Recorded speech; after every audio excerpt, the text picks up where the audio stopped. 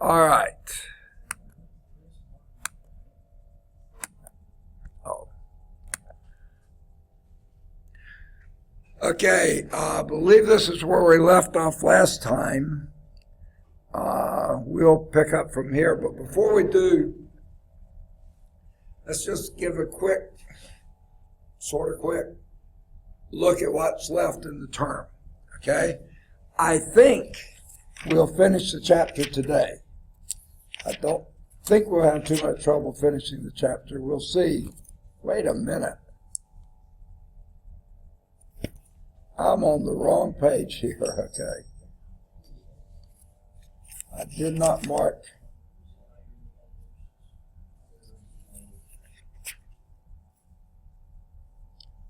Okay, electric currents and magnetism. We're at the top of page 158. I'm pretty sure that we will finish the chapter today. It's still quite a ways to cover, but it's, just keeps coming. But I think we will finish the chapter today, okay? At the end of the day, we've got a lab that'll start at 5:45. I don't think the lab will take the full time, though we'll be moving around some. Today's lab, we're going to be in here most of the time, but we will be going down the hall for something else, okay? That means that Thursday, day after tomorrow, we hopefully will be starting chapter 8. If we don't start it tonight, we may actually start it tonight. Start chapter 8, and then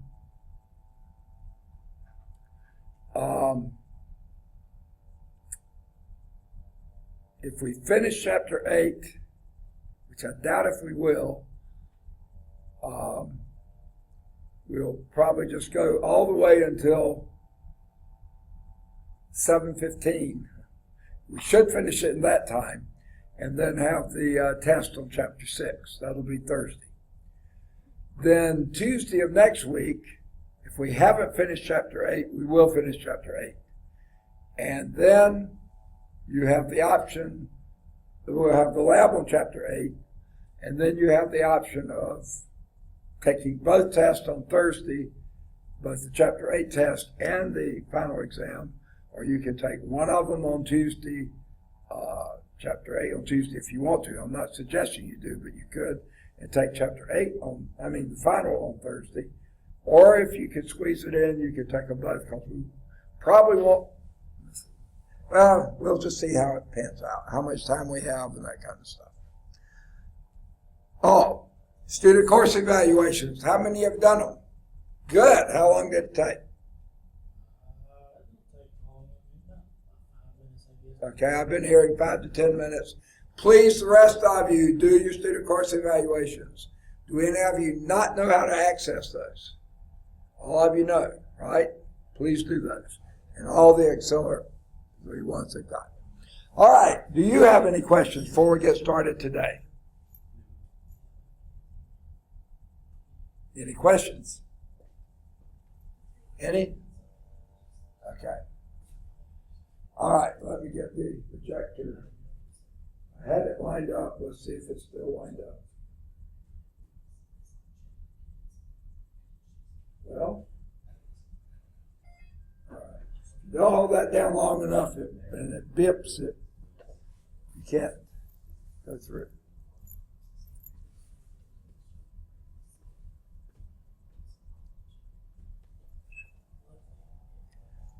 All right.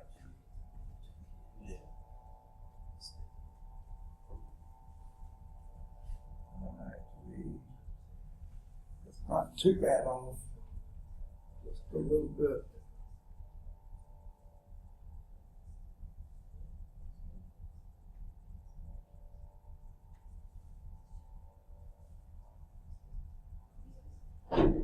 And I know y'all don't have any more times in here, but sometime in the next week or two, we're going to get an overhead projector, ceiling mounted projector, that I won't have to fiddle around with that as much.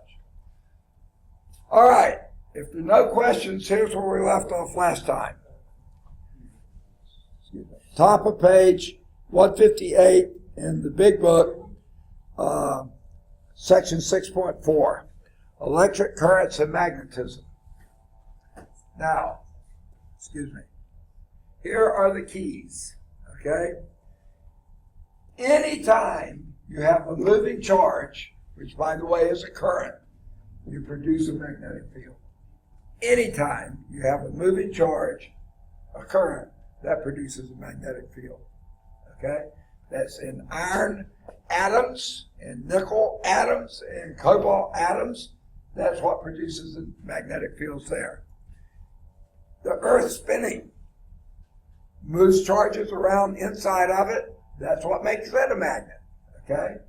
Anytime you have a moving charge, you produce a magnetic field. Now, well, we'll get to that a little later. I'm sorry about my throat. It's just wacko. All right, here we have an example. Here is a wire. And this wire has electrons moving upward, okay? Now, here is literally the rule of thumb that tells you about the magnetic fields. If you have a current moving in one direction, your conventional current is the motion of positive charge, remember? Most of the time it's really electrons moving. But if electrons are moving that way, that means your positive charge would be moving that way. If you point your thumb in the direction of the positive charge movement, downward in this case, your fingers on your right hand show the direction of the magnetic field. And if you were to have a strong enough current here and take a compass and put it on this plate, you would see that wherever you put it, the compass is going to point in that direction of the magnetic field. The magnetic compass would point that way. So effectively, your northern pole is going around like that in a circular motion. Okay? Now, could I take, if I had stripped all of the insulation off and put this and put a coil on that, would I see the same thing? If I were to have to strip the wires here, put a coil around it and stuff like this, would I see that on the magnetic compass on this one? Why not? Did you say no? It's not big enough. It doesn't have enough. All right. What kind of current is this? Direct. This is alternating current.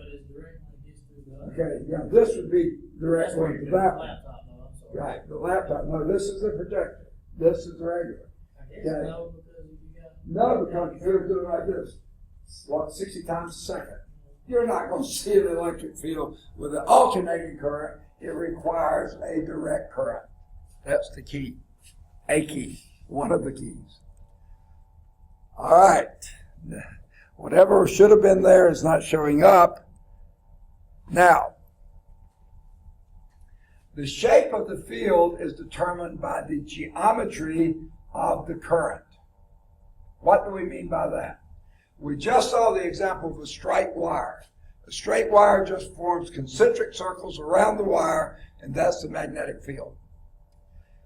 If you took that wire and made a current loop with it, okay, like this, make one loop with this. Now your electron flow is going like this, which means your positive current would be going like that, which means your field would be wrapping around like this. And notice what's happening.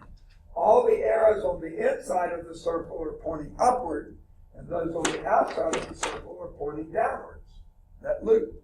So that makes the inside of the circle, the inside positive, north sigma pole would be up, and the south pole would be down. So that forms the pointwise view of a magnetic field, and all these reinforce themselves. So you don't have just this little weak field going around this straight wire. The loop, one single loop, reinforces this big time. Then guess what you can do? Wrap many, many loops around there. And what are you forming then? Many loops of a direct current. Yes, you form a very strong magnetic field, and you call that a solenoid. You all have solenoids in cars, right? And in other devices. What's that? In relays and stuff like that, absolutely. That's a magnetic field being produced by repeated wrapping. This is it. Well, this is the global view of that field I just had there. The north is up, the south is down. Okay? Because if the positive charge is doing like this, all along there, on the inside point, it's up. That's the north direction coming from the south. That's the south direction.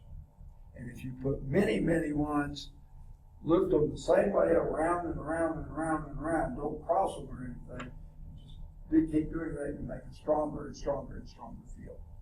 Okay? Now, if you put an iron core in the middle of that loop, what do you have then? An iron core in the middle of a solenoid type loop, series of loops. An electromagnet. Have y'all ever seen those operate? We'll talk about that in a second. So here we have the solenoid, basically. Here we have the positive charge here. Of course, positive charges don't go like this, but that would be the direction of the positive field. Notice it's rounding like this, so its right hand is always pointing inward. So your north pole is that way, south pole this way. Very strong. The more loops you have, the stronger that solenoid is. Okay? Now, and again, put an iron core in there, and you have an electromagnet. And that's what we're covering next. The structure of an electromagnet is a ferromagnetic core. I said iron, but it can be any of your ferromagnetic materials. What are the three elements that are your ferromagnetic materials? I mentioned them already today. I've named one several times. Iron, the ferromagnetic materials. Three of them, not copper. Well, I don't have one. What? Nickel, okay? And the third one's a rather unusual one, cobalt. Iron, nickel, and cobalt are your three ferromagnetic elements. Now you can have alloys and mixtures of those and whatever. Now, you have to have the ferromagnetic core, but you also have a current carrying wire wrapped around the core, okay? Now, the field is enhanced by that combination. Certainly the current wrapped around the core, the more wrapped you have, the stronger the field you have. The core enhances that, and you have a very strong magnet. In fact, the electromagnets can be many times stronger than the very strongest permanent magnet you can make. But the key with an electromagnet, it can be turned on and off. All you do is put you a switch in here, put your iron core there to make an electromagnet, put a switch here, and when the switch is on, the current's flowing, you have a very strong electromagnet. Open the switch, no more electromagnet, it's just an iron core, okay? Now, where do they use things like that? Anyone ever seen one used?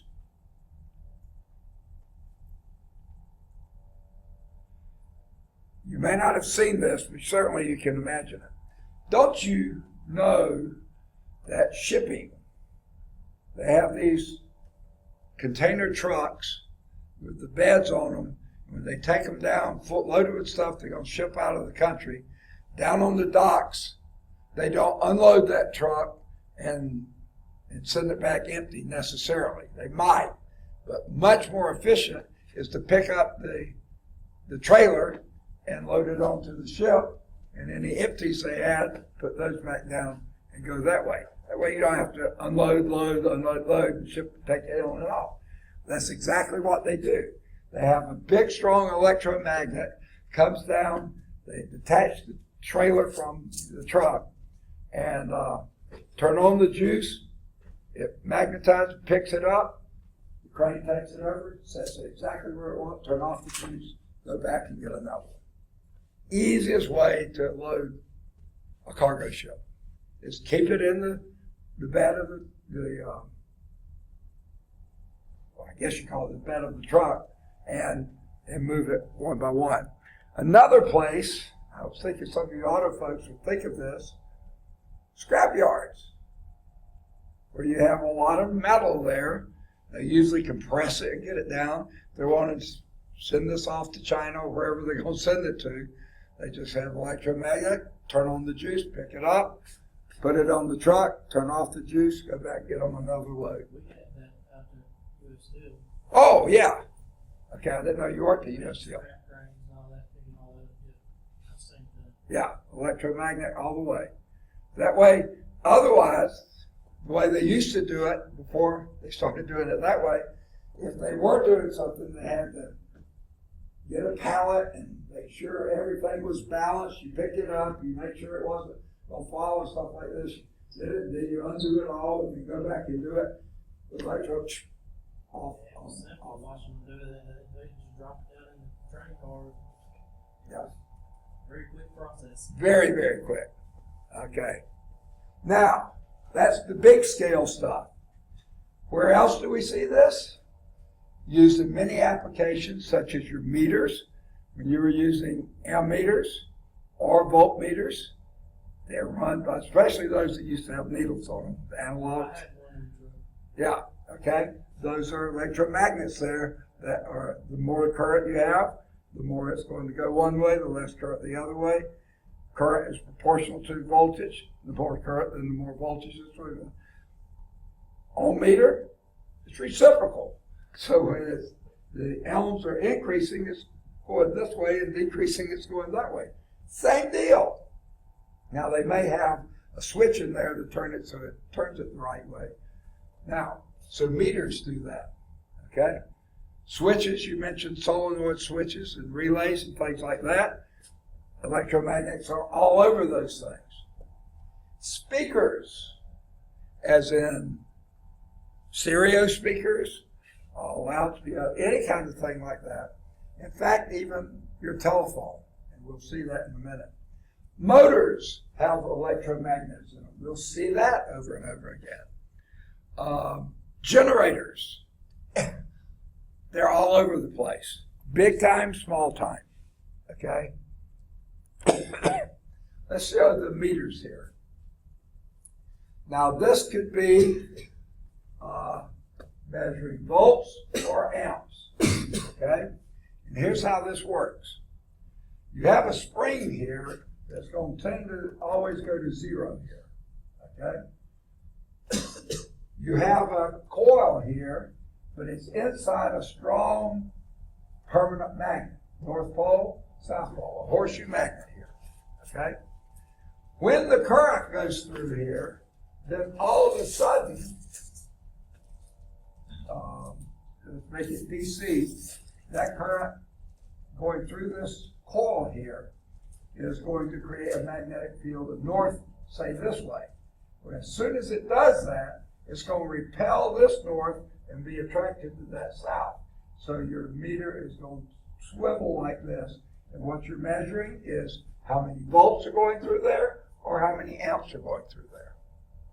Now, if this were an ohm meter, then you have it going the other way, because it's 1 over that. The more current, the less resistance. I said that wrong. The more resistance, the less current you have. So you'd have to have it scaled to read the other way. Okay?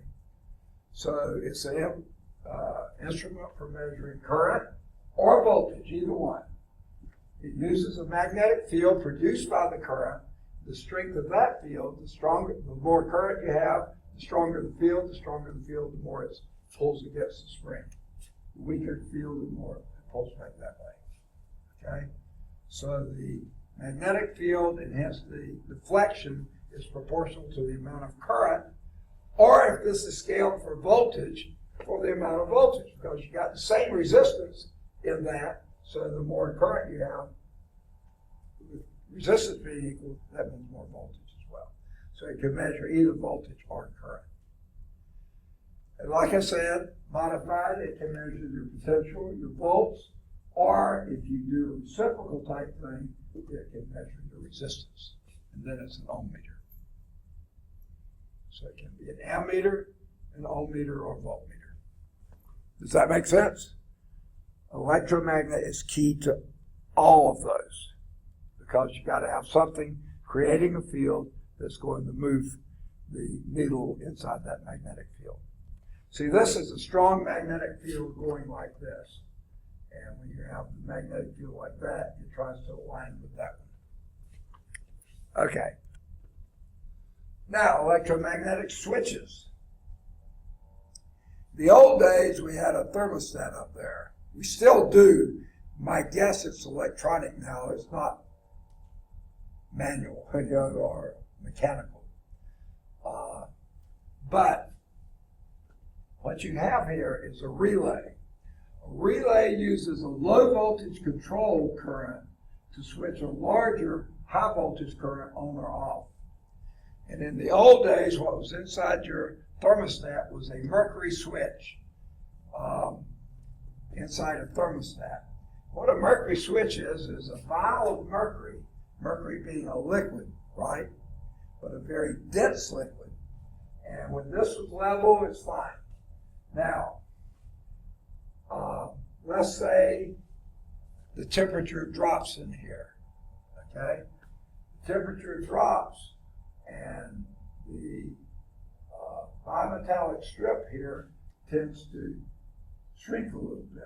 As it shrinks a little bit, it turns down like this, and that closes this circuit here. Small current relay circuit is here. And when this vial tips enough to close that gap there, then you have current flowing through here. Small current, not a lot, going through an electromagnet. That electromagnet now creates a field.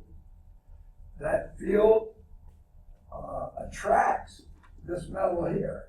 And if it gets strong enough, then it's going to pull this, make a contact here. Here is a big current field. Okay, that's your heat pump.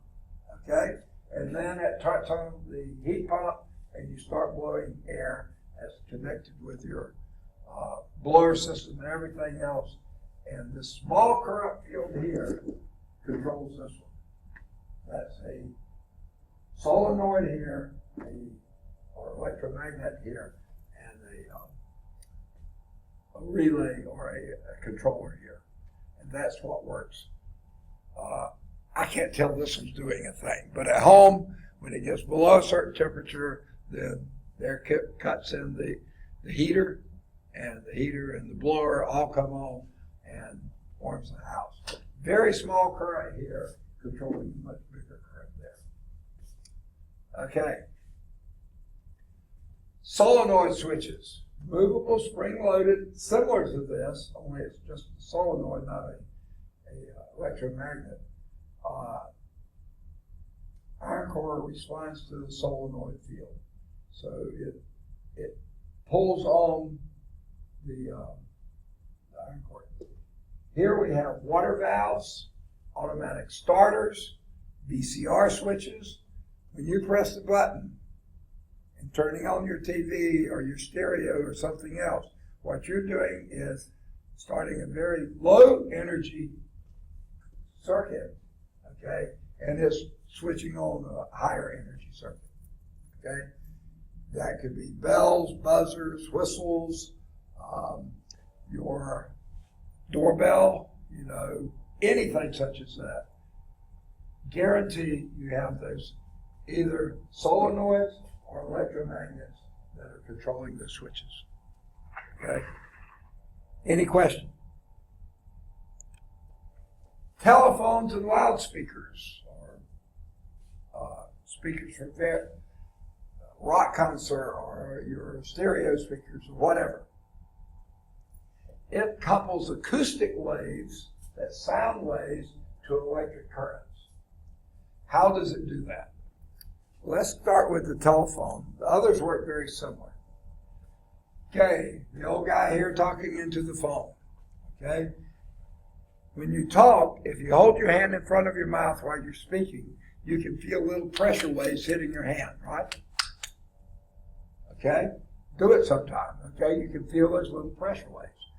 That little bit of pressure wave here is pushing on a metal diaphragm here. That compresses some carbon granules behind that. But the more it compresses, the better conductor that is. You have a little circuit in here, and as it conducts more current flows. The more current flows, what you have is your condensations here, those little pulses of sound, but it compresses the air together and then bifurcates and compresses and bifurcates. Those are hitting that, moving the diaphragm forward and backward, compressing the carbon and decompressing. When they're compressed, it sends a signal. When it's decompressed, it doesn't send as strong a signal. Guess what? That signal in here carries your voice wherever it's going. Okay? And it's just unbelievable to me that my father-in-law in Huntsville can call, I pick up the phone and answer the phone, and I recognize his voice. I mean, it's not just that I can tell somebody's talking, I can tell who it is talking, okay? And this is across the country, around the world. It's amazing how good they've gotten these speakers and telephones. Now, on the other end, you have a speaker. And when the other person you're talking with is sending a message to you, and it's vibrating in reverse and sending the signals to your ear. Amazing, but true. Okay? So the telephone, the sending side, the microphone side, is doing it by compressing the granules. The speaker that's doing it back into your ear, varying current that's coming from those type things, changes the field of an electromagnet, moving a permanent magnet back and forth, and that makes the pressure waves going back into your ear. The moving magnet vibrates the spring attached to a paper cone, producing the sound. That's what you hear. And not only do you hear it very similar to what was spoken. Now, I bet you the early telephones, all you could hear is a voice probably yelling at you because they weren't very good. They've gotten them down really, really fine these days. Okay. Any questions? So here's what's happening on the other end. I should have this electromagnet all written together. Your permanent magnet is here. You have an electromagnet basically is in the middle, and as the more current comes in, it's either attracted or repelled from the permanent magnet, and that moves the diaphragm here in a paper cone and sends out the condensations back into your ear that way. And that's what a speaker does. Okay?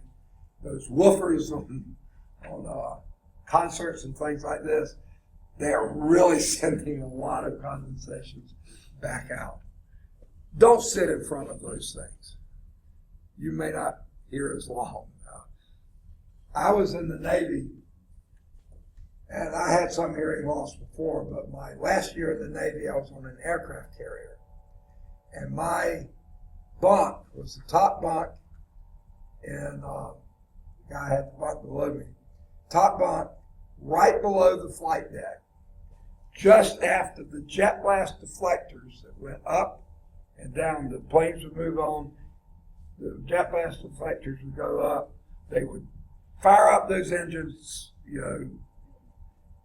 as high as they could rev them, sending out that. The jet blast deflector took those gases and deflected them up. Otherwise, if it had been across the deck, everyone on the deck would have been fried, okay? You don't want that to happen, so they have these. Now, if those were just metal plates up like this, they would have melted. It's that hot. So they're running seawater through those constantly to take the heat away and not melt and warp the metal.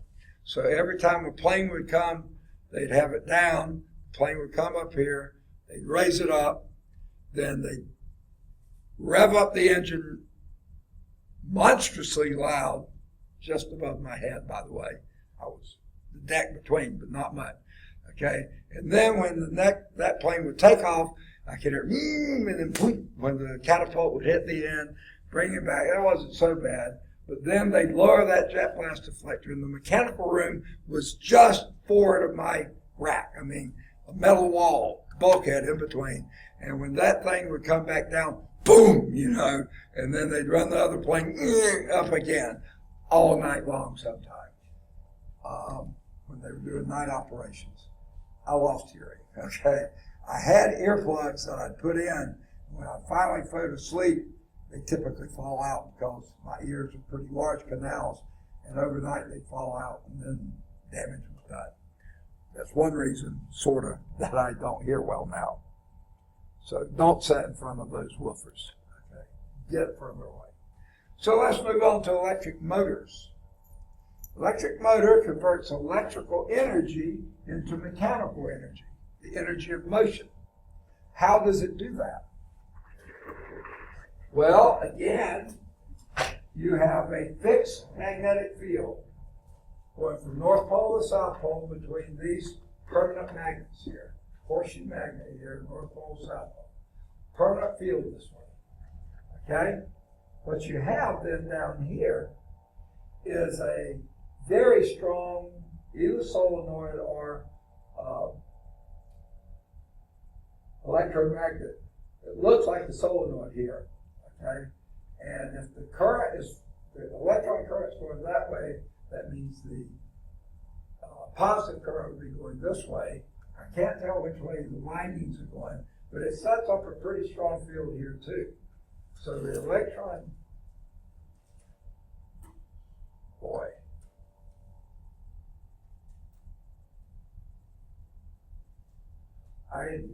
Some of this is a bit extraneous, but anyway, the current is going here. This is electron current here. This would be the positive current here. You have here an armature here, which switches, okay, and it turns. Now, the way they have it set up here, if that is indeed a north, this is a north, it's being repelled, the south is repelling this one, so it's twisting this way, okay. Now, it will twist that way as long as the flow of the current is in this direction. About the time this gets over to here, where you would think it would stop, then this commutator here, brushes here on the commutator, flip, and now they change the current going around this way to going around the other way. So now all of a sudden that north becomes a south, that south becomes a north, and now the momentum keeps it turning, and now since it's become this one has become the south again, it keeps turning in that direction. That's what an electric motor does. A very efficient motor. Generally a very, very efficient motor. Because all it takes is that commutator changing the direction of the current twice the spin. Once to reverse it once, and then when it gets halfway around, reverse it again. It keeps it turning. Okay? That's the motor. Now,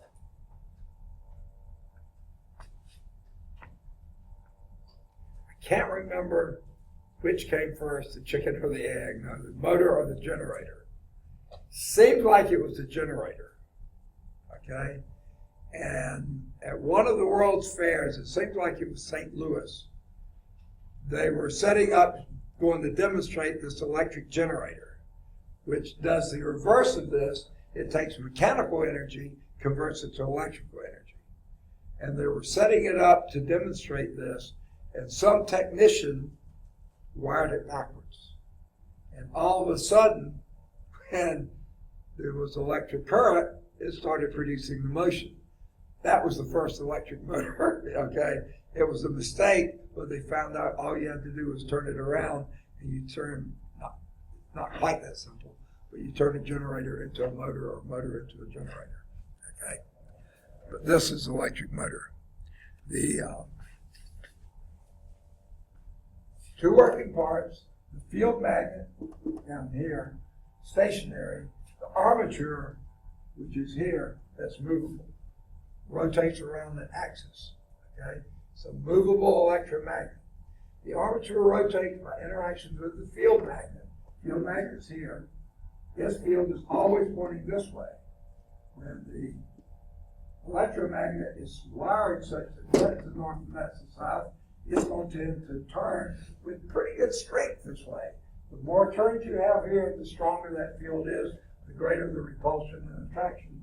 And it's going to turn exactly half a turn. Okay?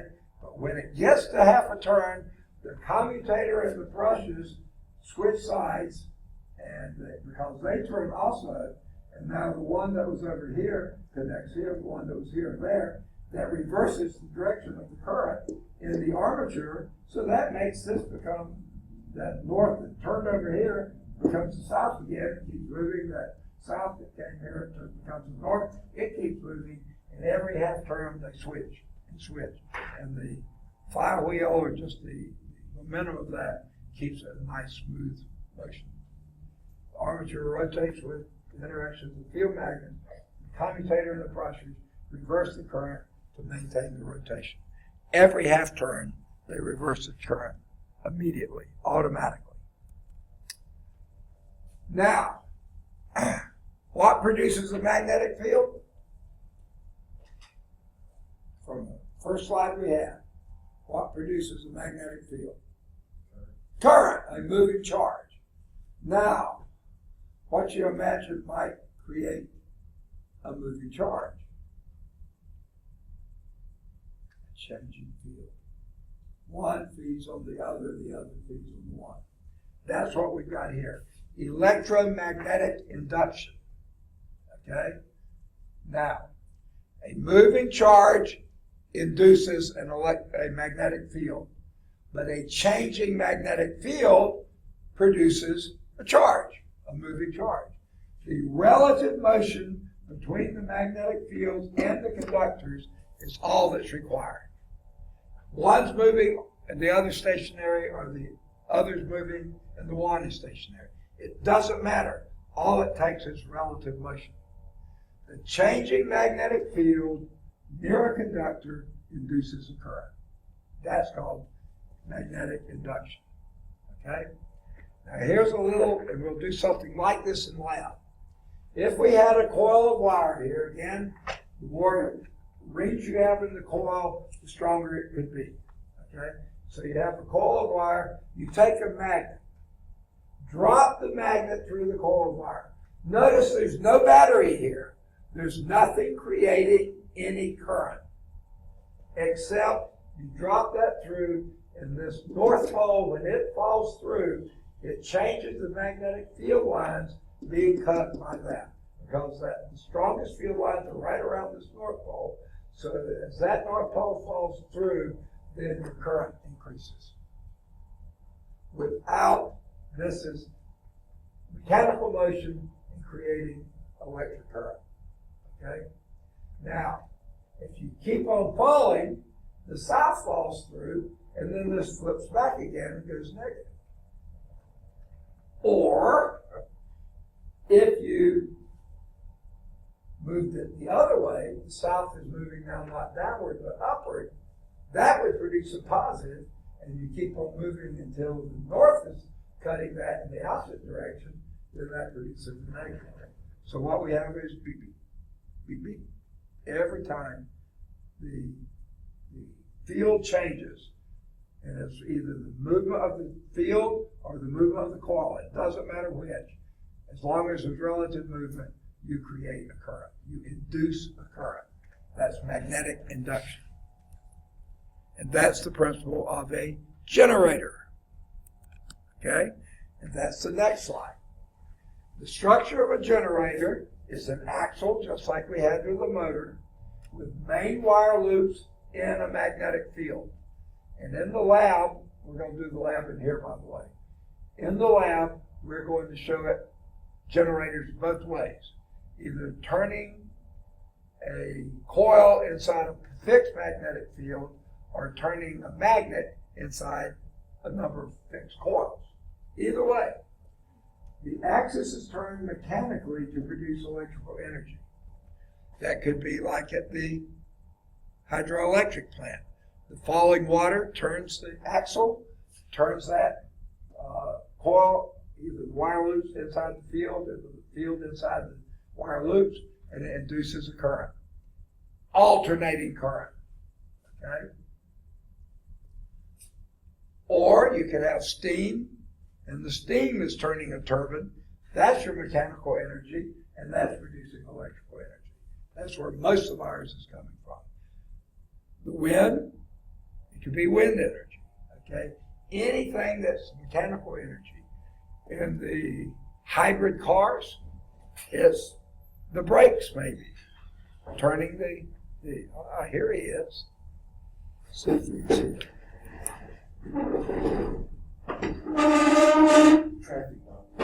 Bottom part of the alphabet is doing pretty well. Top part, not so well. Okay.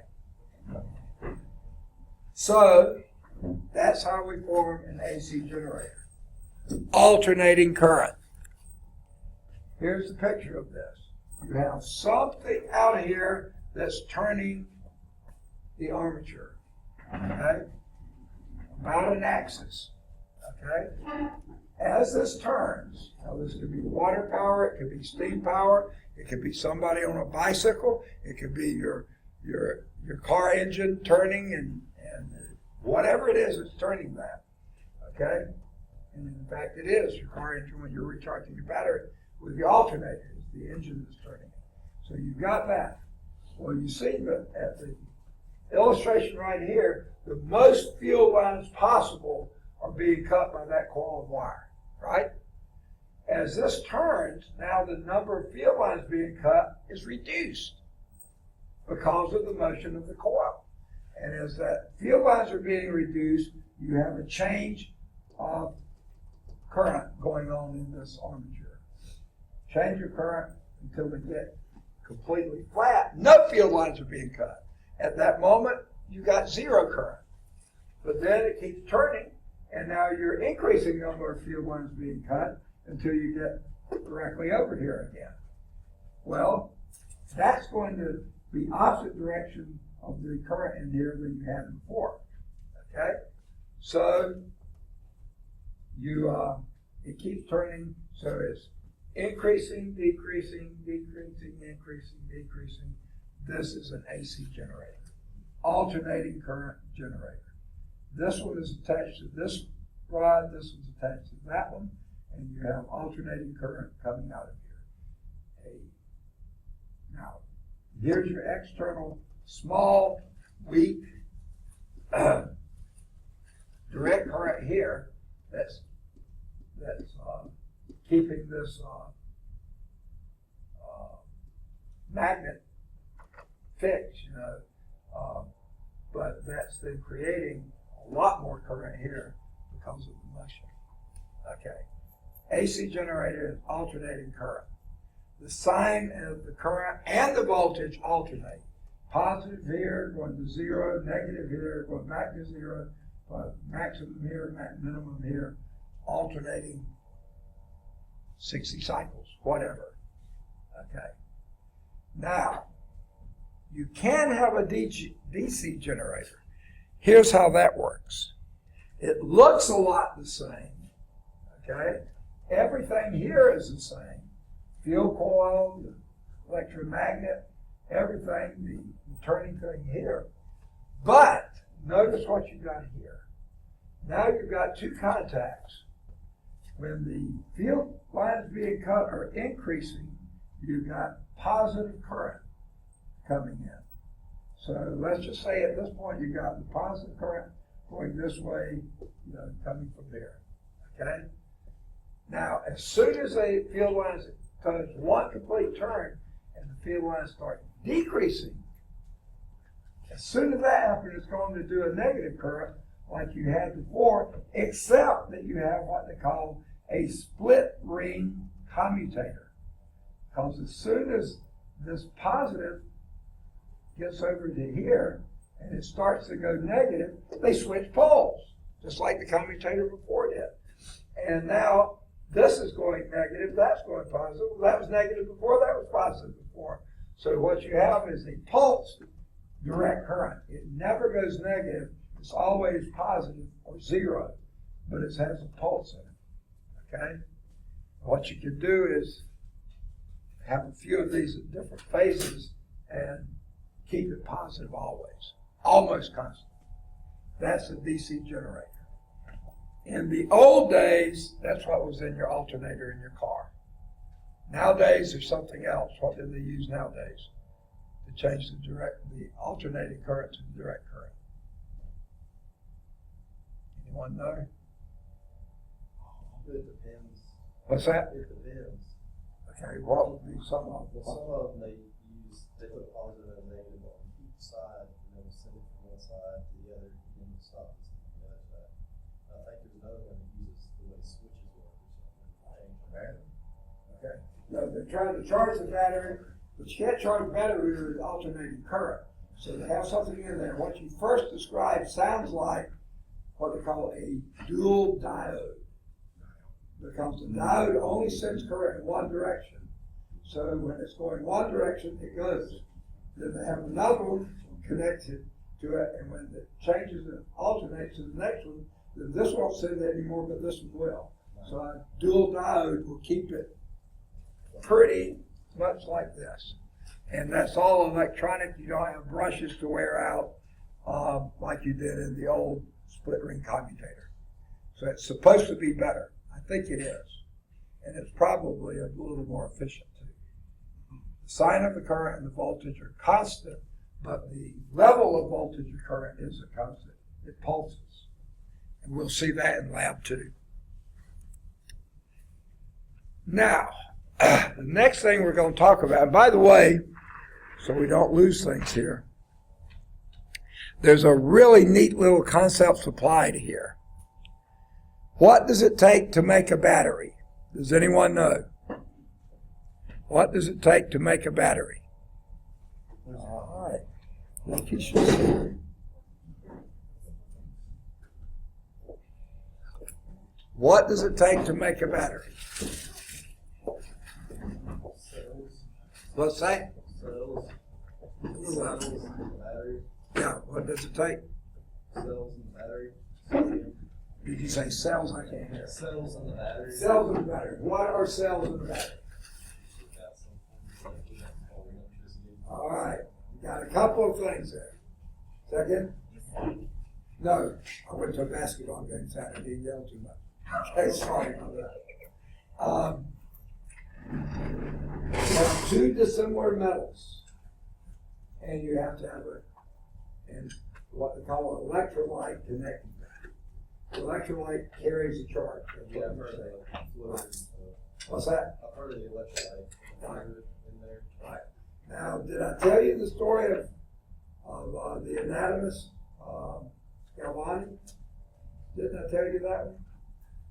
The frog leg? Yeah. Yeah. Okay. See, he made a battery, but he didn't know it. Okay. Now, if there weren't a bunch of guys in here, I could ask this question probably and get a negative answer. But with you guys, I bet you're going to get a positive answer. If I say, have you ever had a battery in your mouth? I thought you did. That's so good. Okay. Did you get a tingle? Yeah. Yeah. Okay. I bet you've had a battery without it being a little Delco or other. Yes, you have. I bet. Now, have any of you got fillings in your teeth? Oh, you don't? Yeah. Okay. I have silver composite fillings in my teeth. Okay? Now, if you ever bit down on a filling on that aluminum wrapper that you have around chewing gum, say, if you have, you know it. Okay? Because what you have, silver composite in the filling, aluminum in the wrapper, and your saliva is a great electrolyte. Yes. Suddenly you get a charge. It's disgusting, isn't it? Yes. Okay. And what happens, you see that filling is pretty close to your nerve. And so when you send a charge, the battery that you just created sends a charge to the nerve. you feel it. That's the battery in your mouth. Okay? Anytime you bite down on with two, so that's what's required for a battery. Two dissimilar metals with an electrolyte, a liquid or semi-liquid electrolyte in between. So, why did I go that way? All right. Now, why did I answer to that? Oh, the concepts applied in the book. Here's how you can make one. Pretty simply. Get you a lemon, or an orange, or a grapefruit. Lemon's smaller and probably cheaper and more available. Get you a lemon, stick a copper wire, bare copper wire, somewhere in the lemon, and somewhere near it stick a paper clip that you've unfolded. That's usually made out of steel. They're two dissimilar metals. Stick them in the lemon and hold your compass somewhere, the wire between the two. In fact, wrap a compass with that wire, and you will see that you have a current now. You can tell by the thing. That's what this lemon battery is called. They show here in the book. Two dissimilar metals, electrolyte in between. Okay, then we moved into electric switches that we've already covered. Telephones, loudspeakers, electric motors, we've already done. We started electromagnetic induction. Now we're on concepts applied, a simple generator. Okay? They have a little description here. If you do that, you can actually generate electricity. Now, the top of page 162 or somewhere thereabouts in whatever edition you have, there was a closer look talking about the current war. Anyone know what that's talking about? It's not the war going on currently. That's different, okay? This is an intellectual battle that went between who was the first in the America, in U.S., one of the first big electrical inventors. Edison, Thomas Edison. Now, Thomas Edison was convinced that alternating current was dangerous, deadly, you couldn't trust it. So he was convinced the future of electricity was in D.C. Poor Thomas. He lost this war, okay, or at least this battle. He had a guy working for him, a guy who was a immigrant from Croatia, born in Croatia, but came to the U.S., became a U.S. citizen, U.S. physicist and electrical engineer. He worked under Edison. His name was, you should recognize the name, Nikola Tesla. Tesla. Yeah. Where do you hear Tesla today? Tesla cars. Yeah, the electric car company named Tesla, named after him. He didn't start that, but they named it after him. Yeah. It's a piece of crap. The self-driving? Yeah, they don't self-drive. You know how many people get killed because they put it in self-drive mode, like ran 18 wheelers and stuff? I'm just saying. One guy they passed, he was dead asleep in the middle of the interstate, going about 70 miles an hour. Yeah, I don't think they designed for you to go to sleep. No, I mean, one guy was watching a movie and he ran straight to an 18 wheeler. I think they're taking the logic out of it. Right. Well, that car needs to be evaluated before sold. okay. Well, the main car there is the electric car. Those, they have ironed out all the technology. The self-driving thing is a completely different issue. I mean, Mercedes has those and several other companies do. That's a whole nother issue. But the electric car, if they can continue improving batteries and getting longer life, and more mileage out of a battery between charges, it's a coming thing. But your hybrids are doing something close to that right now. But the Chevy Volt is also a totally electric car, isn't it? Or is it partially? Is that a hybrid? It's totally electric, yeah. So you see, it's not only Tesla doing it, but others. But another place, and this is where I was hoping someone would say they recognize the name Tesla, is the smallest unit of magnetism is called a Gauss, named after Johann Gauss, maybe, something. Very famous physicist, okay, and mathematician. But that's a pretty small amount. That would be like the magnetic field of the Earth. But when you get up in these big, strong electromagnets, it's many times stronger than that. So the SI unit for magnetism is a Tesla, T, capital T, named after Nikola Tesla. Tesla was convinced that alternating current was the way to go, not direct current. Well, he was kind of backed by a businessman named George Westinghouse. You've heard that name before.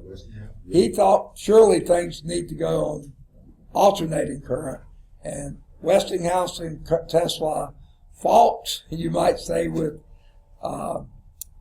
Edison, and actually they won that battle. Okay. Now, if you listen to Screencast-O-Matic, you might be able to get everything you need from that. If not, get with somebody else later. I'm going to have to be carrying my computer around with me as we go put various places talking. So, and my voice isn't good today, but if you can hear it, you might be able to get everything there. Surely. So, a nice little blurb there. This cannot be a source for a paper, but it can give you ideas for the paper. In that, you see Thomas Edison, George Westinghouse, Nikola Tesla. You could write on any of them. AC/DC, you know, there's a lot there. Anyway, right? You just turn the paper. What's that? So there's no more bonus points on the research papers. You just get a grade. Yeah, you got to get a grade though. So get a grade. Right now, a bunch of you are sitting at 0, which is not going up your average very much at all. Okay. Now, we're ready for transformers. Why do we have transformers? Now, we have a couple different kinds of transformers. To store energy. What? I want to say to store energy. No. Okay. But high voltage. Okay, yeah. To change from high voltage to low voltage, from high current to low current, that kind of stuff. Why do we need them? Why don't you just settle on something and use it? Well, I mentioned a couple of times, the more current you have, the more heat you're going to produce. So therefore, the more current, the more line loss you have, because heat is non-retrievable energy. It's useless energy, except if you're trying to keep warm. So when you're sending power across the line, you want to keep the heat loss minimized. So what you want to do is drop the current, but you raise the voltage in order to do so. So the big lines, like you see going overhead sometime, those are very high voltage lines. Very small current. You don't want to be losing a lot due to heat there. So high currents are large resistive losses, so therefore you want to have high voltage so you have low currents. However, high voltages are dangerous potential differences. You don't want someone to have about 1,500 volts crossing them. It's going to be pretty deadly. And none of your equipment would work on that. You'd burn out everything in your home. So what we have for the long distance, long haul, you have high voltage, low current. Then when you come into a town, they start dropping the voltage, raising the current. So when you see these substations, sometimes a whole city block, they'll usually have it blocked off, but you can see in there, they have all these transformers. But then that's still a pretty high voltage up until it gets on that power pole outside your house. I bet you every one of you, if you look around outside your house, you'll see a transformer somewhere on a pole, pretty close usually to the back of your house. And from there, it's dropped again to lower voltage, higher current, so you can run your equipment in the house without burning things up. Okay? So what you want to be able to adjust between high currents and high voltages, you need transformers. Now, some people will call this a transformer. And in a sense it is. But this is a AC to DC transformer. I would call it a converter, not a transformer. I don't know what the proper electrical term is, electronic term. But some people, that's not what we're talking about here. We're talking about AC transformers. They have to be AC.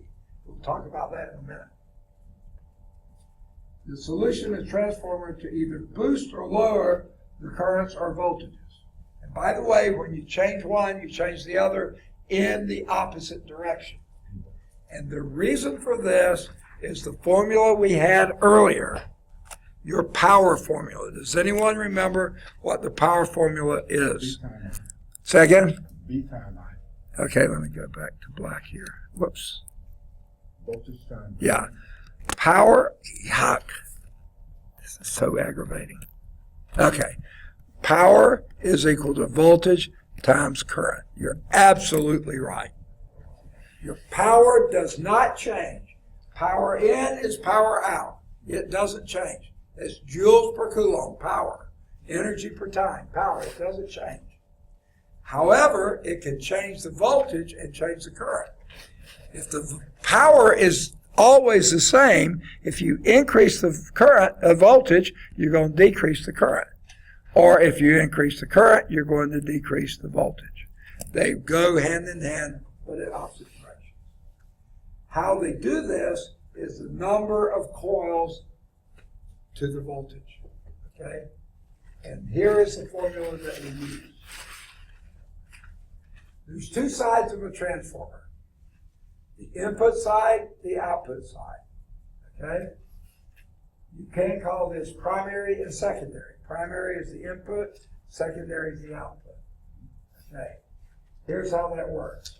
The ratio of the voltage primary to the number of coils, that's in this number of coils on the primary side, is the same as the ratio of the voltage on the secondary side to the number of coils on the secondary side.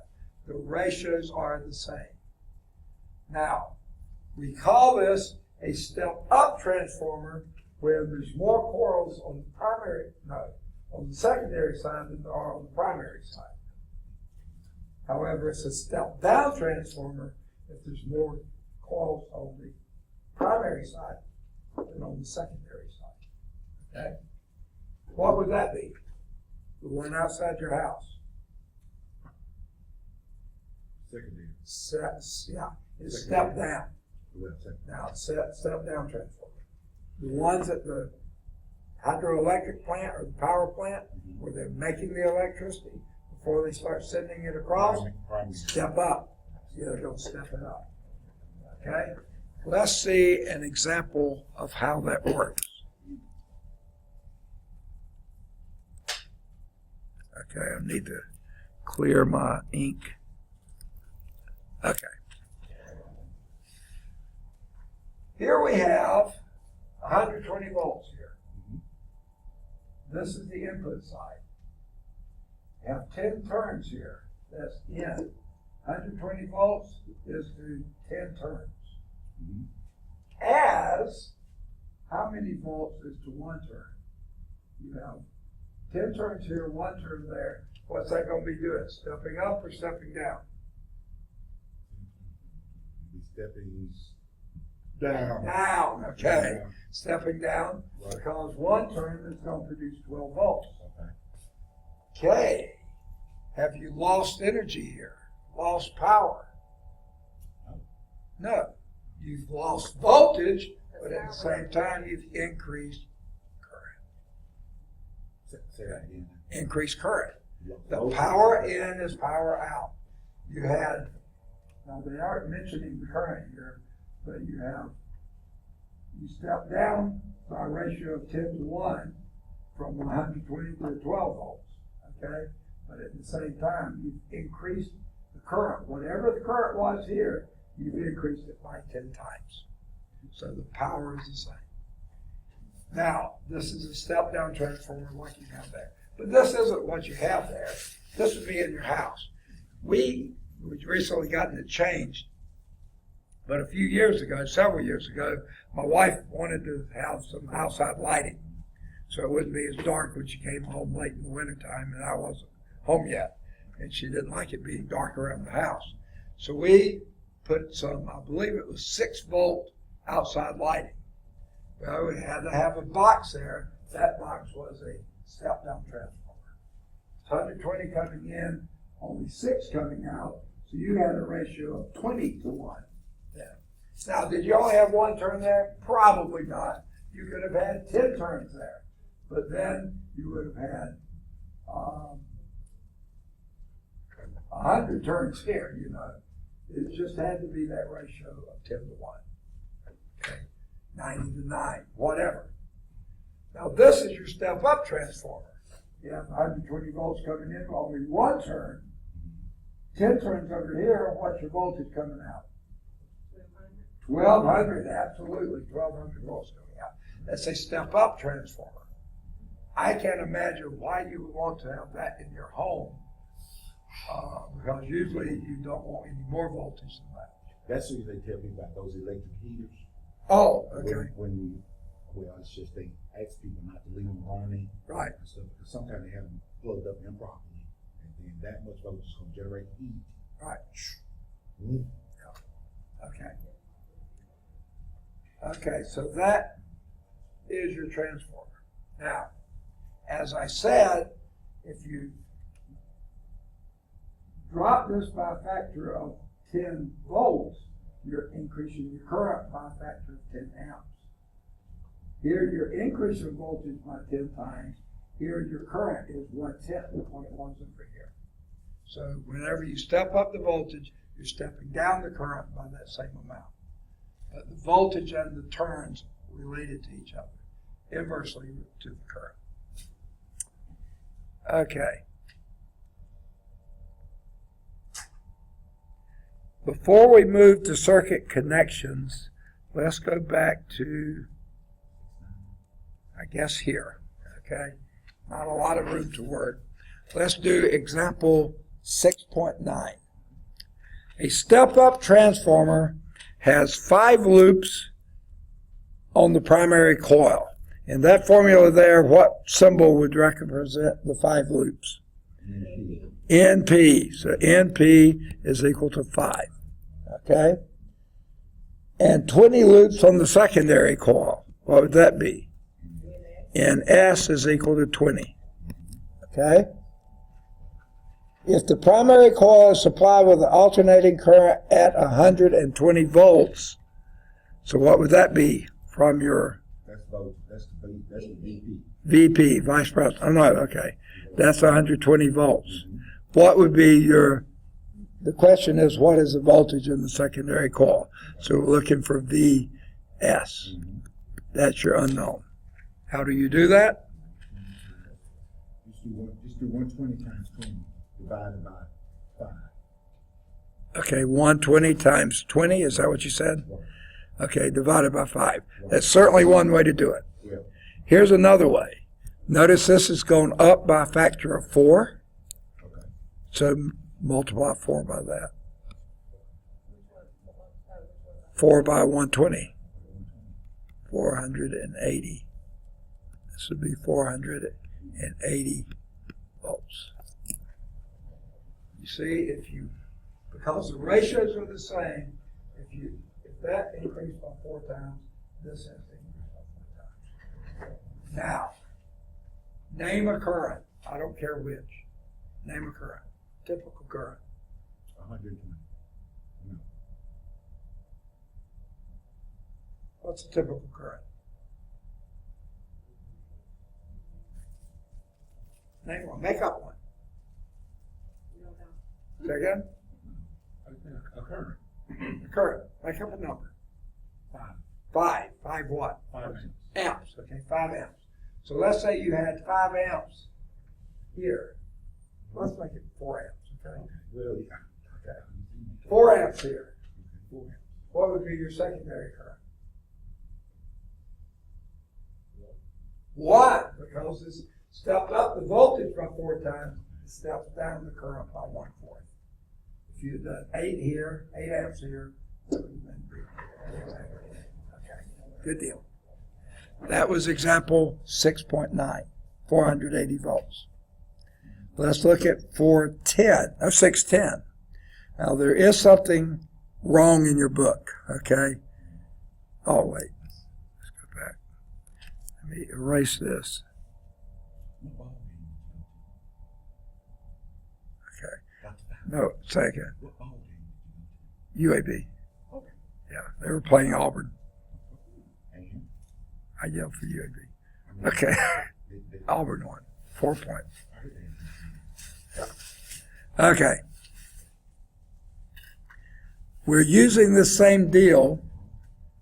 The step-up transformer in example 6.9, this one is supplied with alternating voltage. They put current. Well, it is supplied with an alternating current at 120 volts, but that's a voltage of 120 volts and a current of 10 amps in the primary coil. What is the current on the secondary circuit? We were getting close, but we didn't use 10. What would it be on the secondary side? So I sub P would be 10.0 amps. What is I sub S?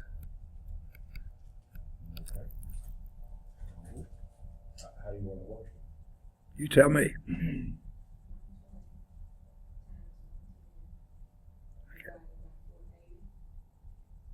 Okay, if I understood you correctly, here's, I think, what I heard you say.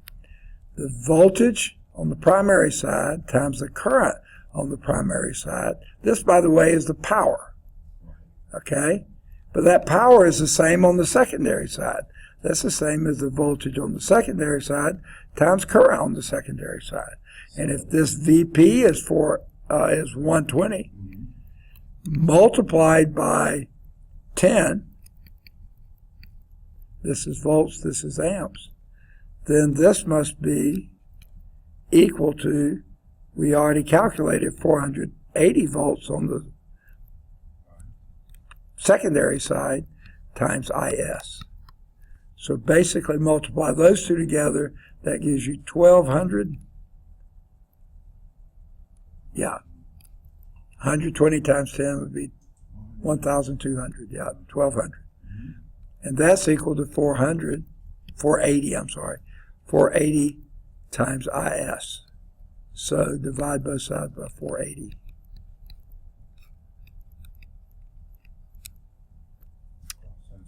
Yeah, you can get rid of one set of zeros.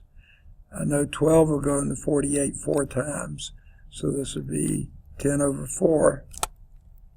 And 10 divided by 4 is 2.5 amps, which is 1/4 of 10 amps, right? Okay. So sure enough, that should be 2.5 amps. And that's what they got. Good for them.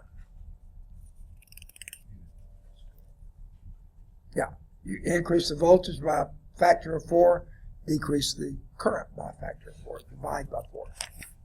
Okay. Now, they have a couple of pretty good-looking illustrations in the book.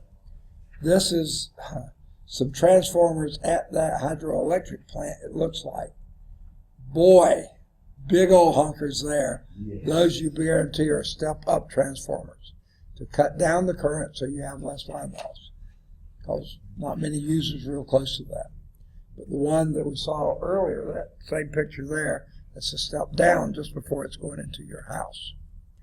Now there's another little blurb, concept supplied, and if you can set this up, it's really pretty neat to watch. Set you up a horseshoe magnet. You need 2 of them, one over here, one over here, okay? And then have a coil of wire. You have to coil that up ahead of time, maybe over a toilet tissue tube or a paper towel tube or something. Slide the tube out so you have a coil of wire here. Do another one right over here over this one. And then what you do and have this hanging here, this one hanging here. Start rocking this one. No battery, generator, anything in the circuit. You start rocking this one starts rocking too. Because this is inducing a changing magnetic field being cut by that, sending a current through. The current is a changing current here, and it's going to interact with that field. That's the little deal here under swinging coils, they call them. Okay. Try it. You'll like it. Okay. Here we have current connections. This is section 6.6. We did these sort of in the first lab. I hated that we did the lab before we had the material in class, but y'all seem to know it pretty well. Oh, let me go back to your, clear this out of the way.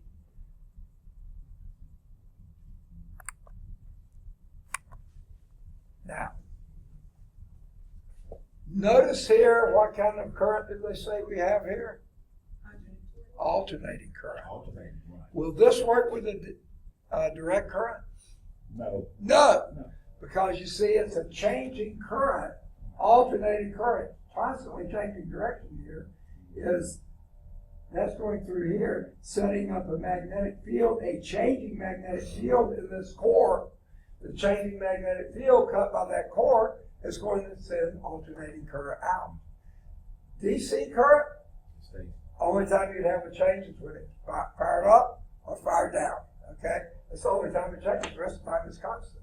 So you just have a fixed field here that doesn't create anything over here. But if this is alternating here, you get alternating there. Because you require a change of magnetic field to create an induced electric field or charge. Okay. Now, alternating current, practically all generated electricity is AC. If you have a hydroelectric plant, a steam power plant, any kind of power, nuclear power plant, virtually all of these generated electricity is alternating. Can anyone think of a producer that doesn't produce alternating current? There is one. Anyone have a calculator handy? Yeah. Can I see it? Yes, sir. And you don't like that one, but. No, this is fine, but it doesn't have what I was looking for. No, never mind. No.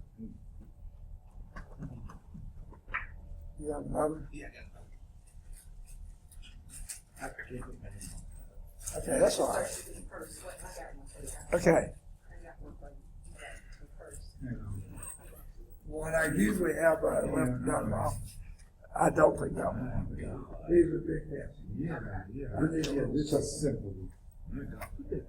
Okay, never mind. Just go ahead. Okay. Solar cells. Here's one. Here's a simple one. Okay. This doesn't have it either. Sorry. Made you do all that work. But those that have a little strip at the top. Oh, Yes. It's solar. Solar generators produce DC, not AC. So that's a sort of a problem that the generating companies have. Any solar they're trying to capture, they have to put the electronics in there to change it to alternating current to feed the system. But see, the calculator runs on DC anyway. DC anyway. So all you want is DC. Now, alternating current is transmitted over high voltage lines, stepped down for use in homes. That's what we're talking about with our transformers. Now, the direct currents, your automobiles, except for your generator that's in there that's producing alternating current, it's going into an alternator that's changing that to the direct current. From then on, everything else in there is direct current, except for when you're generating the electricity. And you have to have that dual diode alternator or a split ring commutator, something to change that alternating to direct. But everything, cell phones, computers, now not the projector. Projector is AC, okay? But the Computer is DC. That's why the big black box is there. Okay? Laptops, MP3 players, anything you're carrying around, anything that will run on a battery is DC. Okay? These are movable, portable applications, DC. So actually, good old Thomas Edison did win out in a little smaller way. Tiffany is. She's Oh, you have fun. yelled too much. Yeah, sorry about that. Okay.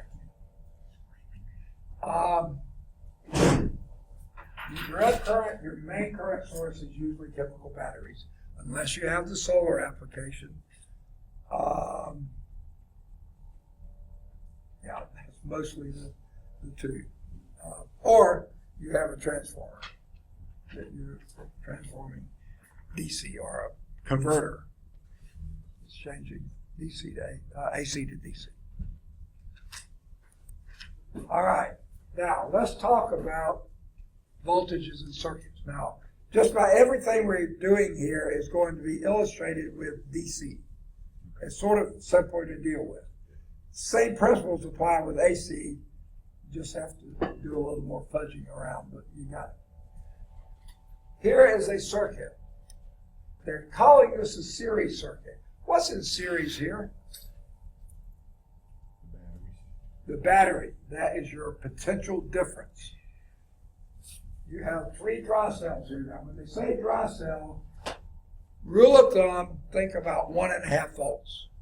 Okay? Most dry cell batteries are about 1.5 volts. So this would be 1.5 volts. Then it's connected to that one. That gets it up to 3 volts. That gets it up connected to this one, and that gets you up to 4.5 volts. Okay? Now, 4.5 volts of potential difference, current flowing through the wire, here's your resistance. Okay, depending on the resistance of that light bulb, that would determine how much current is moving through the wires. Okay? Here your batteries are in series. The negative terminal of one connected to the positive of another, and basically every time you go through a battery, you're stepping up another 1.5 volts. Total voltage is the sum of the single cell voltages. In your car battery, you were talking about those metal plates, right? How many pairs of plates do you have? 6. And each one of those is 2 volts, approximately. So 2, 4, 6, 8, 10, 12. Those car batteries, I think, are usually right around 12 volts when new. Some of them a little more. 13.5, yeah. That's typically what I've seen because they've gotten the technology improved a little bit. Each cell is a little bit better than 2 volts. Okay.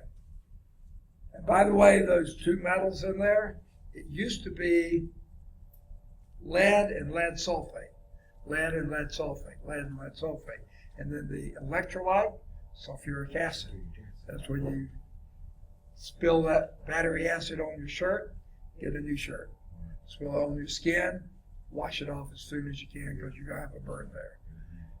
And soap, some alkaline material is what you need to wash with very quickly. Rinse that stuff off. What right now? Alkaline, which is soap, would be good. Yeah. It neutralizes the acidity in the battery. Okay. By the way, also with a series circuit, the other key is there's only one pathway. The same current that goes through here, goes through there, goes through there, goes through there, goes through here. Only one pathway. That's why it's called in series. Okay?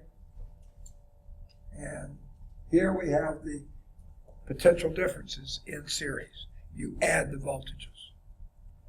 And that, by the way, with a fixed resistance, would be increasing your current too. One battery would produce a little, 2 would produce twice as much, 3 times as much, generally, because you have 3 times the potential difference. All right. This is a parallel circuit, but it's the batteries that are in parallel. And what you're happening there what's the potential difference across this light bulb? What's the potential difference? Right. Four and a No. This was 4.5 volts because you were stepping up every time. half. Right. This time, you've connected the positive to positive to positive, That ain't negative to parallel. negative to negative. Everywhere along here, you're only 1.5 volts. Your voltage is the same. So, what's the advantage of doing this? Is it not? Huh? It is. It is. It's still 1.5. Still 1.5, so with the other three, it was 4.5. 4.5. Yeah. So, what's the advantage of doing this? No. Is you won't have to change batteries as frequently. It will have longer life. So, let's say you had a Not running the plus remote. more than the minus, you all running everything at the same time at the equal amount of voltage, right? Is that that's the reason why? Well, here's the deal. Let's imagine, pick some very remote location. Say you put up a weather station out there, and you don't have any power source out there.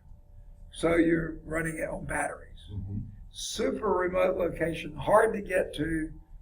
I want to put as many batteries in parallel as I can to run that for as long as possible so I don't have to go change the batteries every 2 weeks or something like that. That gives you longer shelf life, basically. Because basically you have more chemicals in here that you can draw from to keep it at 1.5 volts. You've tripled your battery size, but not tripled the voltage, just tripled the plates. Okay. All the negative terminals are connected, all positive terminals are connected. The resultant voltage is determined by the largest cell voltage. Now, if this was a 1.7, a 1.5, and a 1.6, this would be a 1.7 until this ran down to 1.6, then it'd be 1.6. Till they both ran down to 1.5, then it'd be 1.5. Till one of them went to 1.4 with the others. You know, it keeps it as close as it can. Mr. Scott, let me ask you a question. Sure. Looking at the chart before, when it came to 4.5, it's still the equal amount of plus and minus. Okay, but you see, across this battery, you're jumping up in voltage 1.5 volts.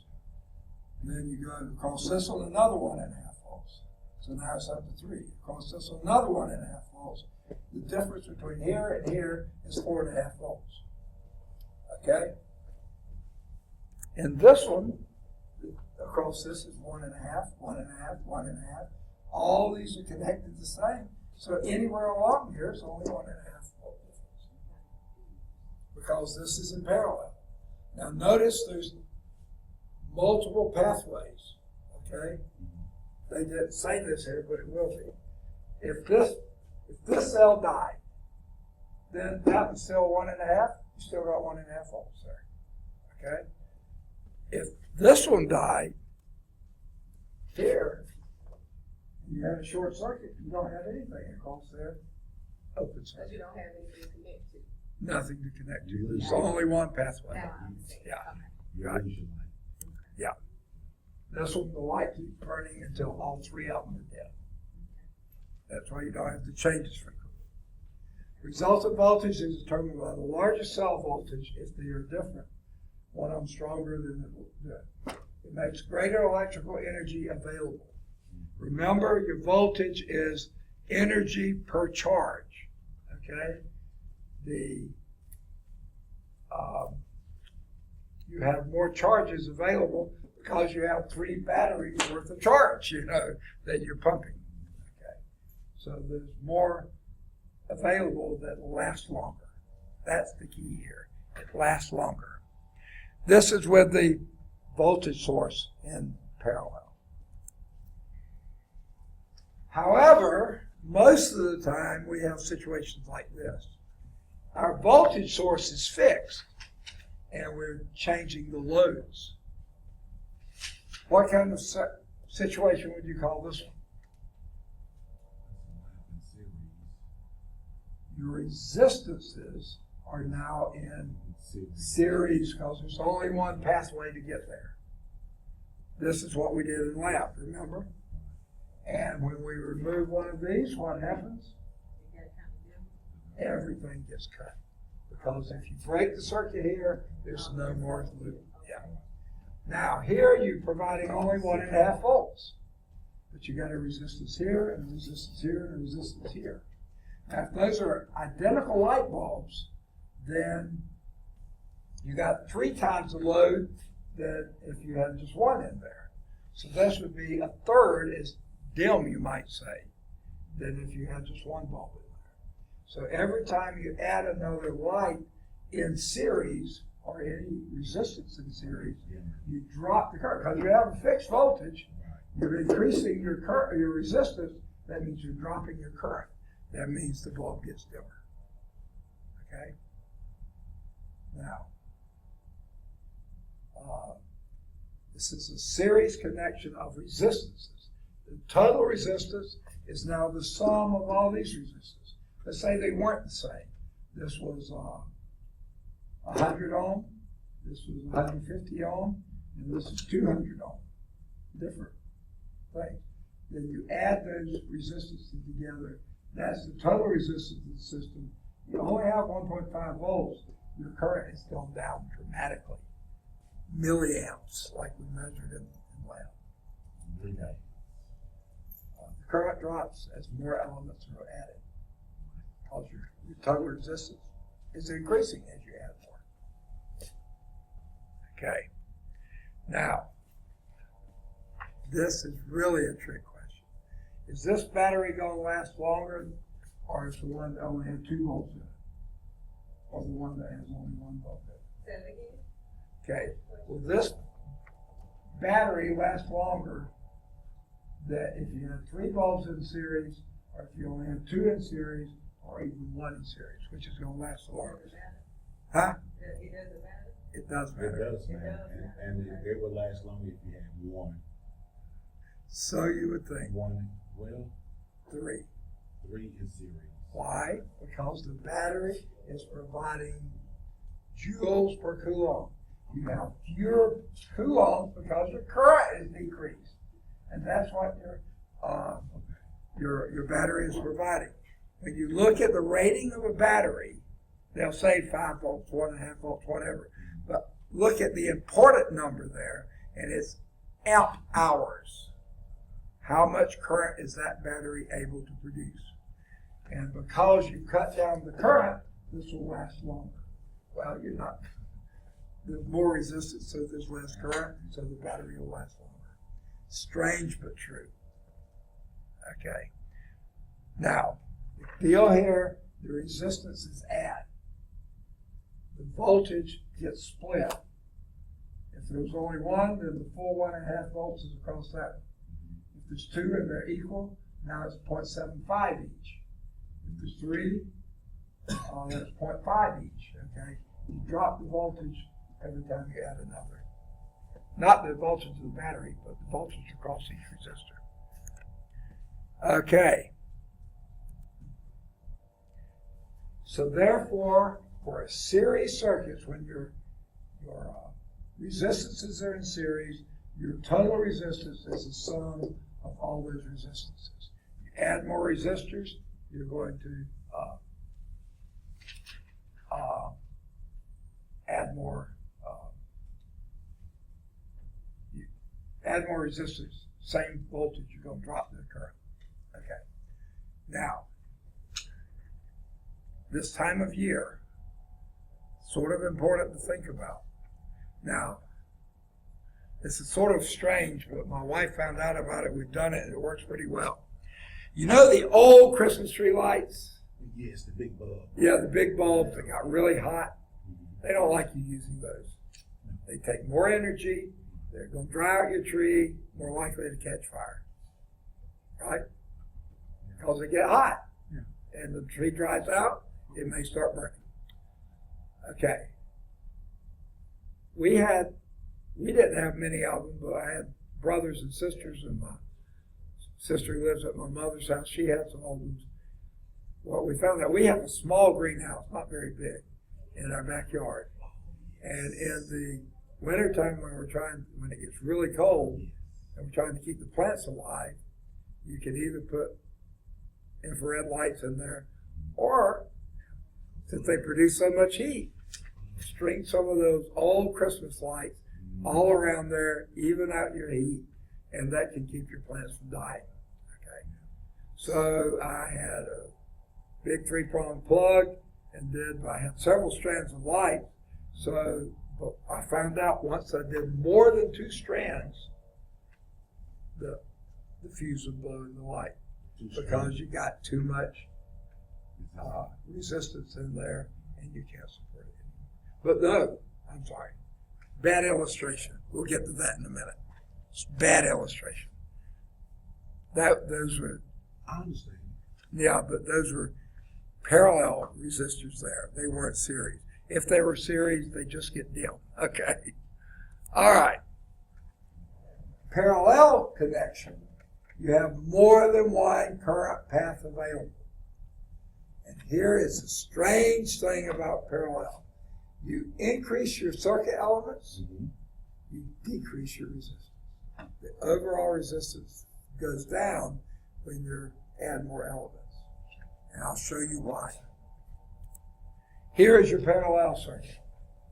Now, what do we say this was? That's your voltage. Voltage supply. Let's say it's DC here, and that's one dry cell, say 1.5 volts, right? Right. That's what we were using. So what's the voltage across this one? 1.5 volts. What's the voltage across this one? 1.5. What's the voltage across that one? 1.5. Let's say those have, say, 100 ohm resistors. So that would mean, No. the current draw, you see this battery is having to supply current to this one, and current to that one, and current to that one. Depending on your resistor there, that's a lot of current. Every time you add another element, you increase the current off the same battery without increasing the resistance. So the overall resistance, now more current's leaving the battery's fixed, the overall resistance of the circuit is going down because V is equal to IR. And the voltage is fixed, the current is increased, the overall resistance is decreased. So it's really bizarre. You add more resistors to a parallel circuit, you drop the overall resistance. Strange to think of, but it's definitely true because you're having to supply more battery. Will that battery last longer with 1, 2, or 3 bulbs in it?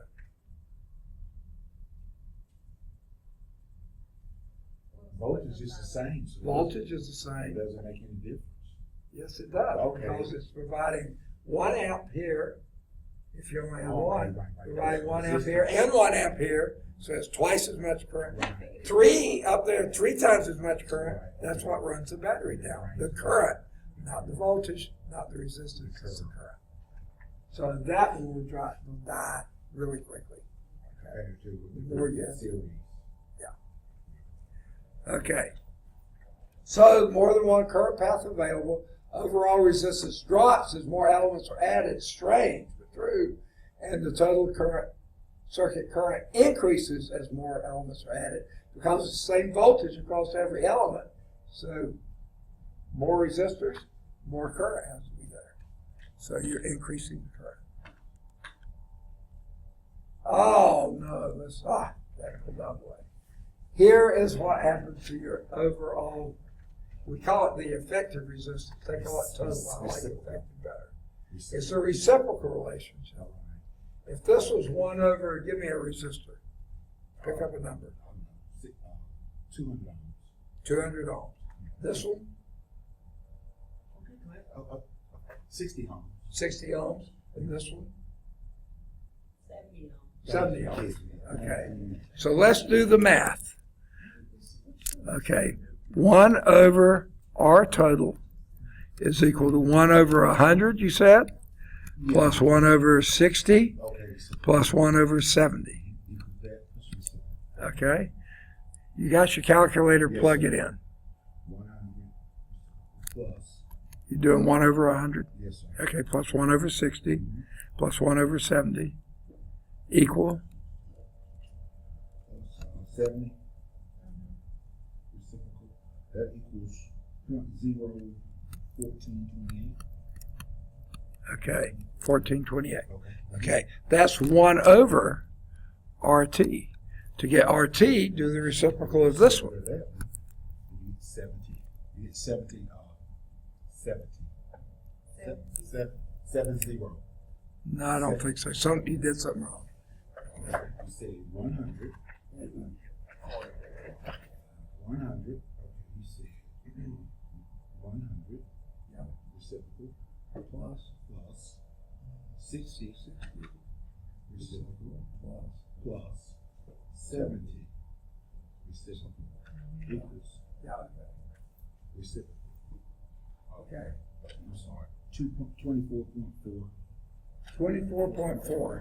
Notice there, 24.4 is your total resistance. Let me get this.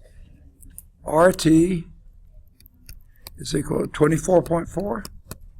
Notice that's less than, this is ohms, less than the smallest of these. So the more you add, the less the total resistance you get. Because it's,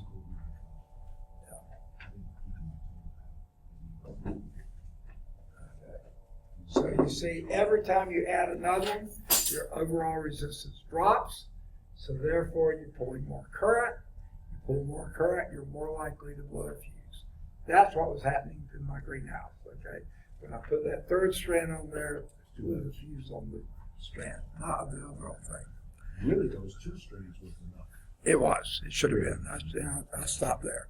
The total circuit increases, circuit current increases as more elements are added. And that's why the effective resistance decreases. So, let's do example 6.1 on 6.11. Very similar to what we were just talking about. In fact, let's go here. 3 resistors with resistances of 12 ohms, 8 ohms, and 24 ohms. Okay. In a series circuit with a 12-volt battery. So this is a 12-volt, not 1.5. It's not a dry cell. This is a car battery. Okay. 12-volt DC battery. What's the total resistance of the resistors? What's your R total? 20 plus 24? 44 ohms. Very good. That's the A part. How much current can move through that circuit? Let's use Ohm's law. Okay, let's do 12 divided by 44. 12 volts divided by 44 ohms. That would be, 20. No, you divided the wrong way. 12 divided by 44. 12 divided by 44 equals 27. 27? 27, yeah. 27. What unit? Amps. Amps. That's Amps. 27. Yeah, okay. Yeah, so round it to approximately 27. Okay. Little over a quarter of an amp. Okay. Yeah, it's just regular amps. And then the C part, what is the current through each resistor? Okay. What is I through each resistor? So 12 divided by Okay. If that's your total current, is, 0, I'm sorry, I can't write. 27. Yes, through every one of them, because the same current goes through them all. Okay? Absolutely right. Okay? Now,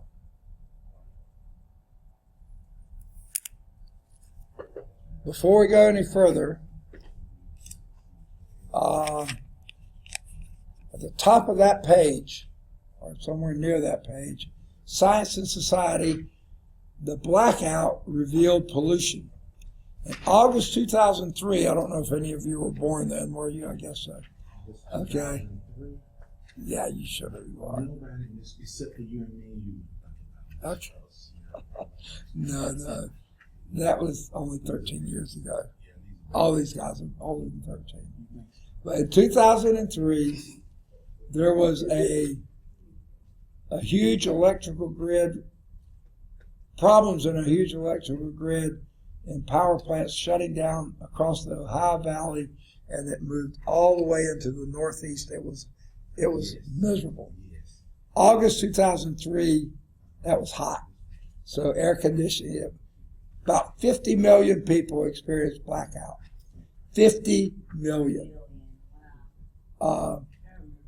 You do? It was pretty bad. I was down here in the South.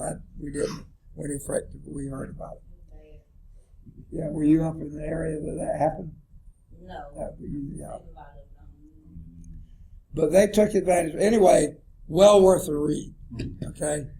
Well worth a read. Okay? The next page, closer look, solar cells. This is a really nice little article. I would definitely read that. If you see something here that would lead you to a paper topic, this can't be your source, but this may give you ideas of where to go. So it's really a good article. I would definitely read that. And you'll see sometimes this happening. Any of you drive through downtown, especially south side of Birmingham, and I think over in the north side as well, they have these bike stations there. Yes. And notice above the bike stations, The solar panels. there's a solar panel there. And they're charging those bikes, they keep up the whole system so you can check out the bikes and swipe and stuff and get charged for it. All that's being paid, covered by that. And some of the bikes actually have a little bit of electric motor assist in some of the hills in Birmingham. Right. It might get a little tough. That was one of the plus of them getting that contract every year. Right. Because it's no energy. Right. It's also going to be solar. They're all solar. Pretty nifty. Pretty neat. Okay. Anyway, worth a read. Now let's look at example 612. Okay. Assume that the three resistors in 611 are now connected in parallel. So let's go to this setup. Okay. And what were those three again? Was it 12, 8 ohms. 8, and 24? 24 ohms. 12 ohms, 8 ohms, and 24 ohms. Okay? And again, I think it was I guess this was a 12-volt battery still. Okay? Now, it asks for first, what's the combined resistance? Oh, they asked the hard question first. For a parallel, what is that? Parallel. 1 over 1 over 12. RT, it's T, R. 1 over RT is equal to 1 over 12 plus 1 over 8 plus 1 over 24. How do you do fractions, adding fractions?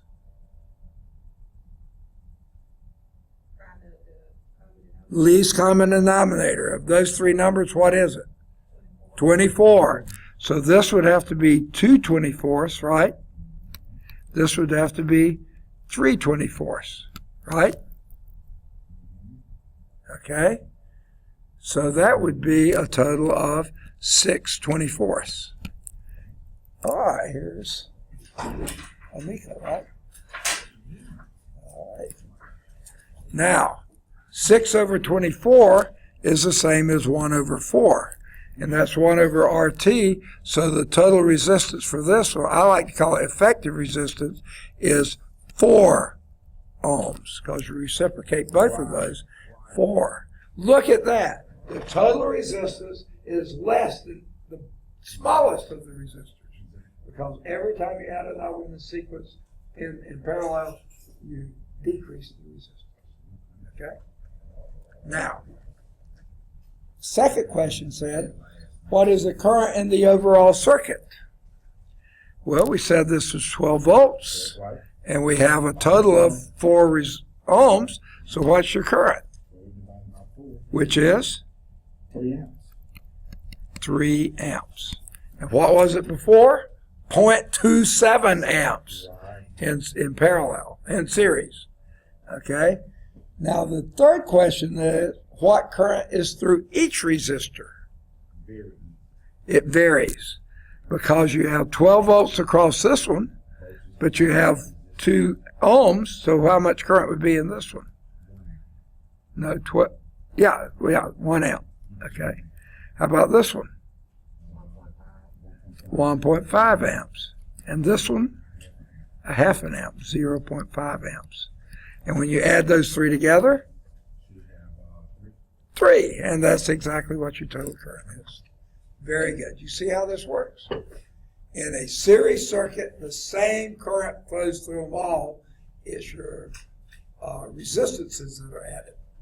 In a parallel circuit, the same voltage is across them all, and you have different amounts of current increasing. very. So very good. Very good.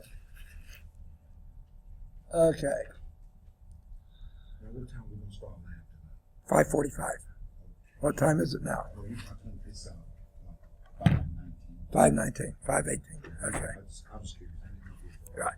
Yeah, we don't have a test tonight. Unless you want a test tonight, we can start early. No, I'm just kidding. No. Okay.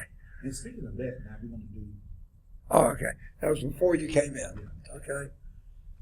Hopefully, looking at this now, we're on the last section, very last section. So we're going to finish chapter 6 tonight. We'll do the last lab on chapter 6 tonight. We will start chapter 8 tonight. Okay? So that means on next Tuesday, no, Thursday, this coming Thursday, we'll continue chapter 8. Now, if we finish the chapter, I doubt if we will, but we're going to have a long class with that, and then we'll do the test on chapter 6, Thursday. Okay? Last 30 minutes. When you finish, you can go. Then next Tuesday, we'll finish chapter 8, then have the lab on chapter 8, and now if any of you want to take the chapter 8 test, then you can. If not, wait till Thursday. We'll do the chapter 8 test and then the final. Chapter 8 test will be less than 30 minutes.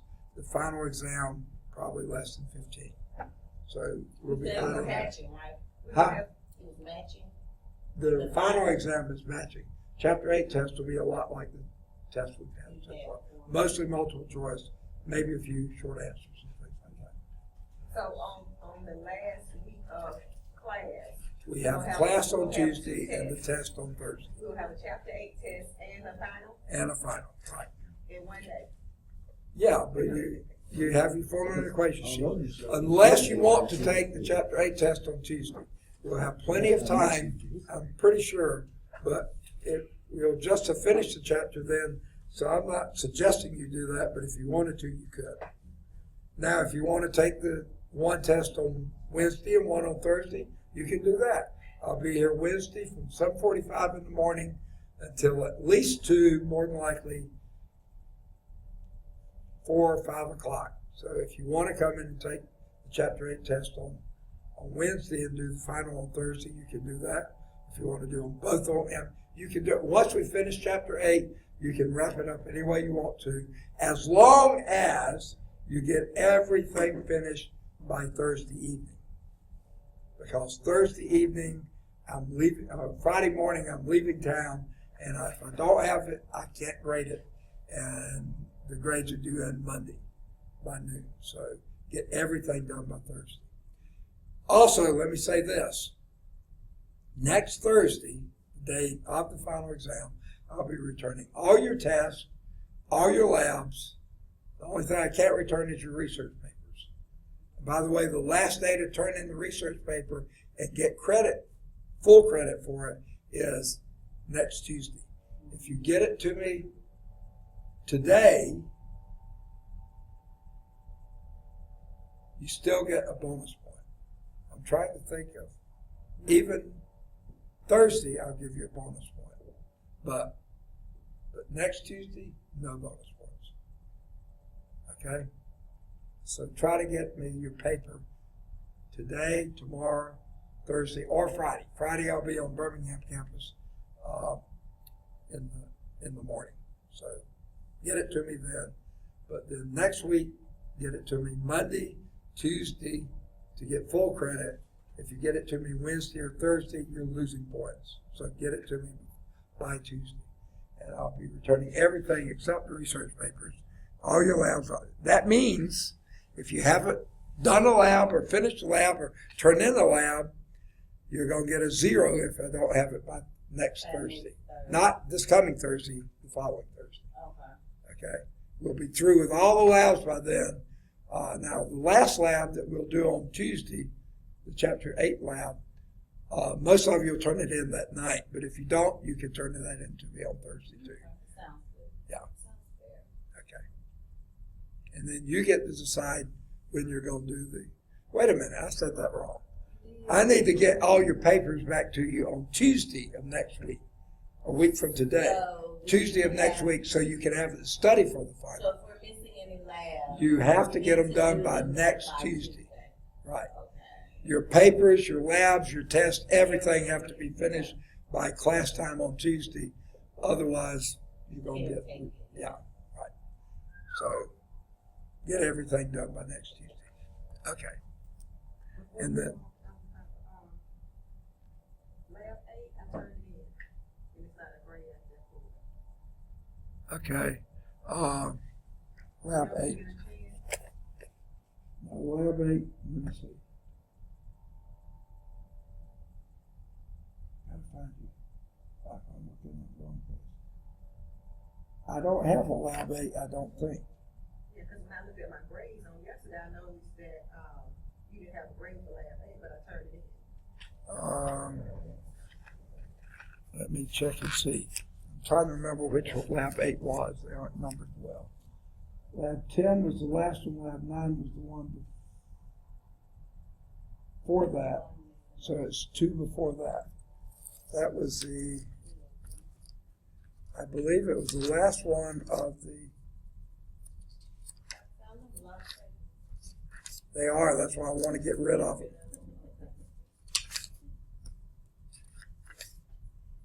Yes, you did. I just didn't return. Or else I reported the score in the wrong block. Let me make sure I got. Okay. I turned it in, and I know I should be up to date on everything. I'm here. Okay. Let me make sure I didn't put it in the wrong place. Temperature fixed points. See if you can find my 2 on this.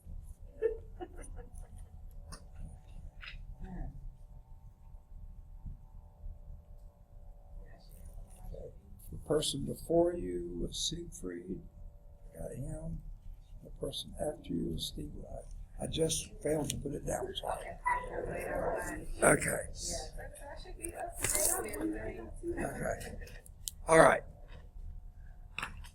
Okay. Let's continue. I think those were the two. Yeah, I think we got everything done there. Now we're moving to household circuits. Last section of the chapter. Really learn about household circuits. Okay. Household circuits are combination, series, and parallel circuits. Okay? For instance, these lights up there, are they parallel or series? Parallel, because you take one bulb out, the rest stay lit. Parallel. But are they in parallel or series with the switch? Yes. No. They're in series with the switch. Yeah. You turn the switch off, they all go out. Okay. So they're in series with the switch, But not parallel with no. each other. Okay. Okay. Now,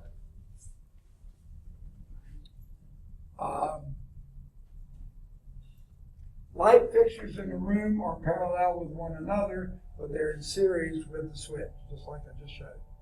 Appliances typically are parallel. Same voltage is available to each one. Now, remember what happens if you keep adding another circuit to in parallel?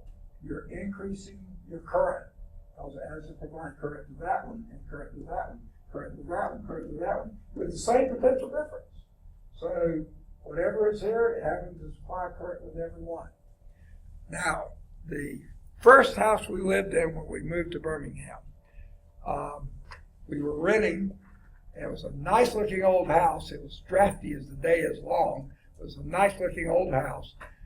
And they had renovated the kitchen. All the bedrooms had one plug. No, man. You know, terrible, okay? But the kitchen, they had renovated the kitchen, or so we were told. And there were plugs all over the kitchen. The trouble is, all they did was just keep adding another plug to that one circuit. There weren't circuits all over the kitchen, just one. So if the refrigerator compressor turned on, the lights dimmed.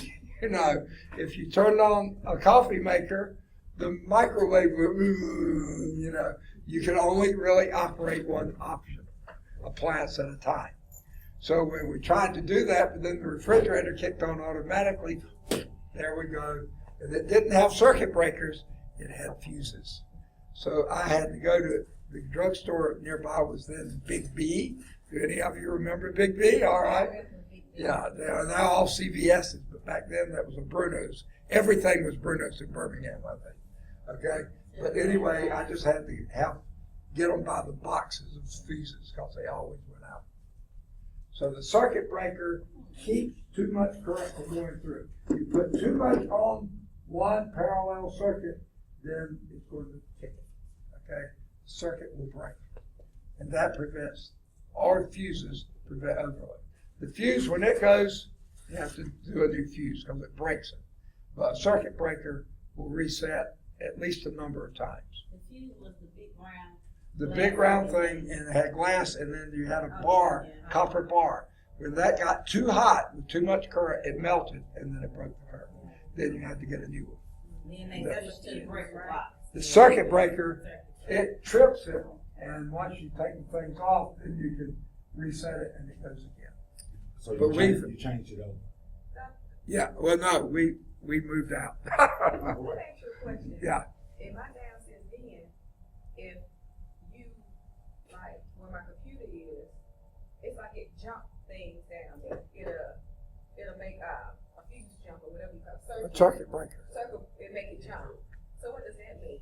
I got too much running off. It sounds like you probably do. Too much running off. Because One I have circuit. Need other another circuit down there. plugs, like you said, Right. but is everything coming from that one plug? It may be that, it just depends. The other thing about computers, at least in the old days, I think it's still true, you ought to have that in the three-prong plug. Yeah.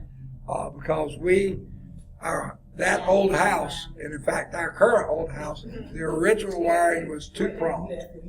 It didn't have the third prong, and computers don't do well on Yeah, that. and that's why I had a computer plugged up, and it's like if my son plug up something on a totally different plug, it'll Yeah. turn everything off. That means they're all wired together. That one. Oh, right. Yeah, but I mean, typically they are, but you probably just have too many things wired together. Okay. Now, was that den originally a den, or was it used to be a carport or something else? I'm not sure. Okay. Yeah, I'm Say sure again? it's already. I say if you, Yeah. I just assume when she moved into the house. Yeah, it's Yeah. already, and they could have went down because it's like it's up under the house, so they could have Right. went in and made Just it pay in. one circuit down there. And that was cheap. That's the problem, yeah. All righty. Now, this is what I was just talking about. The old plugs were just two-prong plugs without the third. The potential difference is from 2 wires per device. And this is surprising to me. For some reason, I think this ought to be the hot one, and that be the ground. It's always reversed from that. That's the hot, that's the ground. Okay. The energized load carrier is the smaller one, and the grounded or neutral wire is the other one. On a 3-prong plug that goes here, that provides another grounding wire so that you cut down some of the static interference that you would have, and that's why computers like to have that third grounding wire. Other devices have polarized plug. That's what this is. Now, the plug on this computer here, not even polarized. Because guess what? Everything's going through that converter. It doesn't need to be polarized. It doesn't need a 3-prong. That's taking care of all that for it. But this one, that multiple things could be on, they ought to all be 3-prong. Okay? But this is polarized, meaning it should only go one. Now, some of them are even got another safety feature, a ground fault interrupter. What that is, you typically have that in kitchens and bathrooms and outside lighting, outside plugs, anywhere where you have potential moisture. I don't know if you remember the old mysteries, how do you knock off your husband while he's taking a bath, drop the radio in. Come on. Electric. Oh, yeah, right. Come on, Doc. Come on, Okay. Doc. Okay. Well, if we had a ground fault interrupt, hopefully that would keep it from killing him. Yeah, hopefully. Because that interrupts as soon as it recognizes a ground fault. It breaks the circuit immediately, hopefully before he croaks. So you have to find another way. Okay. And also your plugs. Notice one of them's a little longer and one shorter. This is the hot one, that's the ground. Okay? And your polarized plugs have to go in that way. That's it for the chapter. There is a summary. Oh, and by the way, I've skipped right over what I meant to point out to you. Yes, please point out things in the summary. Yeah, but one more thing. I thought it was in here. Oh, it was back on the electric part. Ben Franklin, we talked about him before. We already did that. Okay, the summary, it hits all the high points we did. And basically what I would look for are those italicized words. Yeah, and I'll just read a few. Static electricity, electron theory of charge, atomic nature of matter, atoms, negatively charged electrons, nucleus, positive charged protons. Almost every other word is italicized, okay? Yeah. Especially to start with. But then after a while, it's just like 1 or 2 per paragraph. Like quantity of charge, Q, Coulomb's law, electric force, electric potential. So focus on those. Those would be the main things. You'll see those same words over here in the key terms. Maybe not all of them, but a lot of them. And that's another place to focus. Summary of equations. This is one of the bigger chapters for equations. 11 equations here. I would write all those down and bring them with me on my formula equation sheet. These terms, key terms, like I said, those are a lot like the italicized words in the summary. The key terms are printed alphabetically, but they have the page number where they first showed up or were defined or whatever. But then, to me, the best thing to study for the test would be applying the concepts. 51 questions, that's above normal, okay? And answers, but I would first answer all these myself, go through, then check your answers. Any you get wrong, see if you can figure out why, okay? Go back and see. If you think they may be wrong in the book, ask me, and we'll talk through them. Questions for thought, maybe a few more than normal, 12. For further analysis, a few more than normal, 7, okay? So this has a lot of questions and resource materials here. The parallel exercises, the group A, if you have a big book, not the little thin book, but the big book, the group A has answers in the back for those parallel exercises. Again, pretty good thing to look at. Group B do not. And if you have the little thin book, they didn't put the answers in. I wish they had. But if you need the answers, I can let you take a picture of my answers in the back. Okay. Any questions? Chapter 6. So the last 30 minutes on Thursday, this Thursday, will be Chapter 6 test. Okay? It's going to be about 20 questions, most of them multiple choice, a few calculations, maybe a few fill in the blank. Well, with Ohm's law, can you help it? Yeah. With, transformers, yeah, we've done so many calculations. With 11 equations, yeah, you better have some. I wish we had time for the light chapter. It's a fun chapter. You could bought the book, read the chapter. It's really a good chapter, but we don't have time. More importantly, I think, is chemistry, because it's supposed to be physics and chemistry. We're leaving chemistry till the last 2 weeks, okay? But anything you find in the light chapter, perfectly good to have, okay? So do a paper on. Please get those papers in. Now, I may have said it wrong. Let me go back and rephrase it. The papers are due next Tuesday, not next Thursday. Next Tuesday, last day of class. That means you don't get a bonus point for turning it in on Tuesday. You'll get a bonus point if you turn it in this week, but not next week.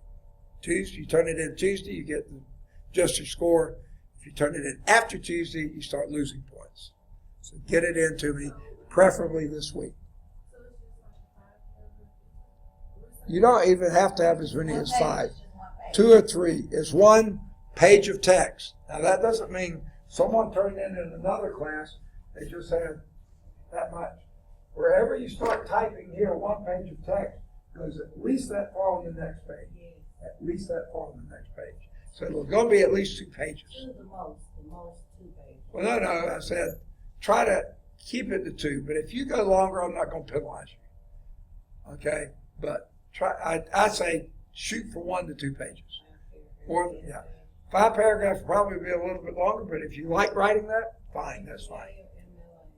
Yeah. MLA is fine, or APA, any format is good. As long as you're consistent, stay with it. All right, how are we doing on time? All right, we've still got about 5 minutes. So let's get started on Chapter 8. We're not going to get very far, but we can at least introduce it. Okay.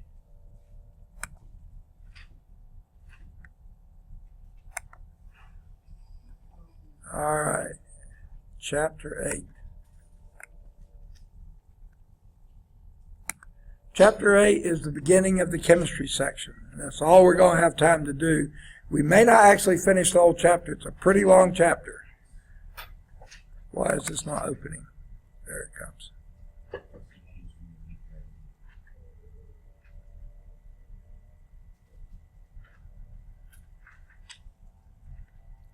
Well, we're going to take most of our 6 minutes just doing this. And tonight we're going to do the lab in this room. So a student wanted to use that room to study. It's a biology lab anyway, so we can do everything in here, I think. Okay.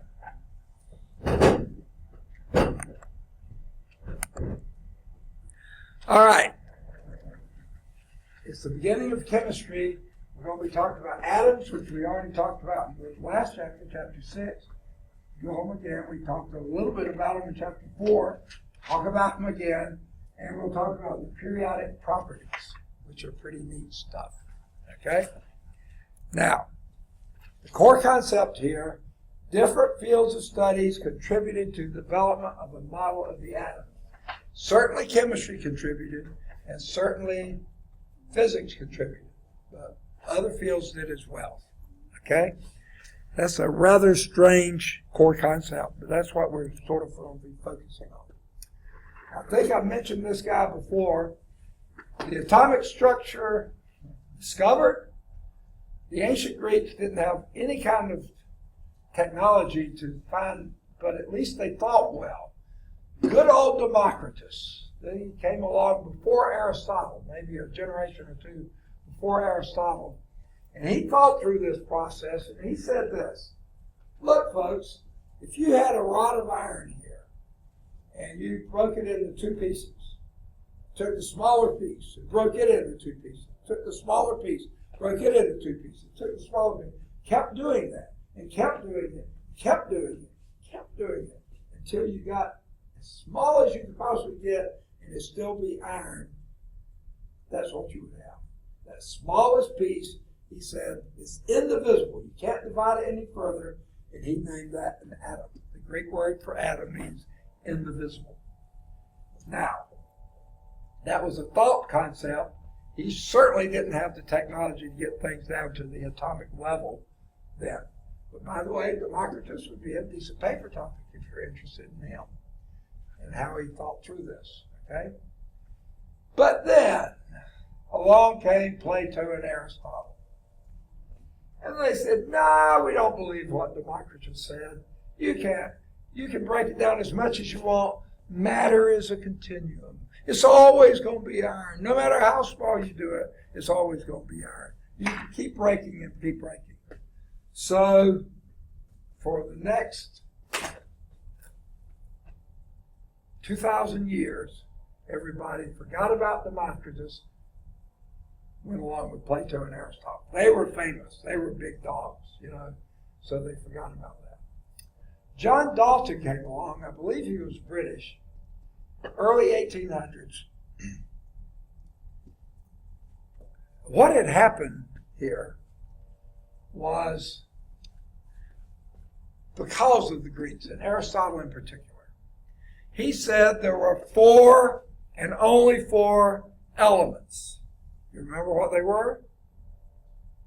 Earth, wind, air, and fire. Or he called it wind and fire.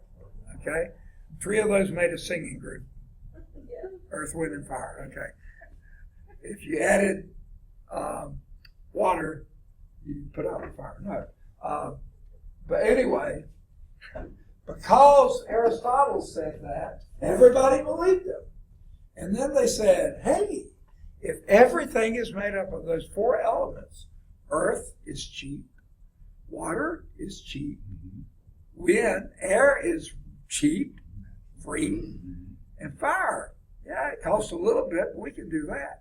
If we did the right combination of those 4 elements, we could produce anything we wanted to. Like gold. Okay, I say gold and Lacey comes in. What is that trying to say? Huh? Now let's see. Did she make it on time? Yes. 1 minute. Oh, wow. Yeah. I really shouldn't, should I? But I will. And at that point, there's, we have Okay, who cares anyway? Okay. So here these guys started all they could do to see if they could combine things together, cheap things together, and get something really valuable and make a lot of money. Capitalism at its finest, right? Well, they found out that they better start keeping good records because otherwise they do the same thing over and over again. So they started keeping very, very detailed records.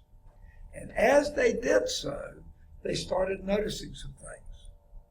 They were measuring very careful measurements of how much earth material, how much water, how much this, how much that, how much heat.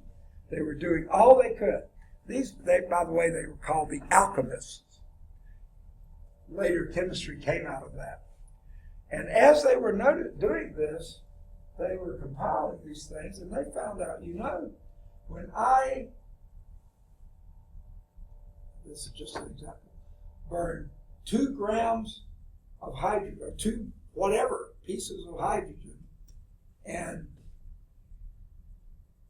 16 parts of oxygen, I will get 18 grams of water every time.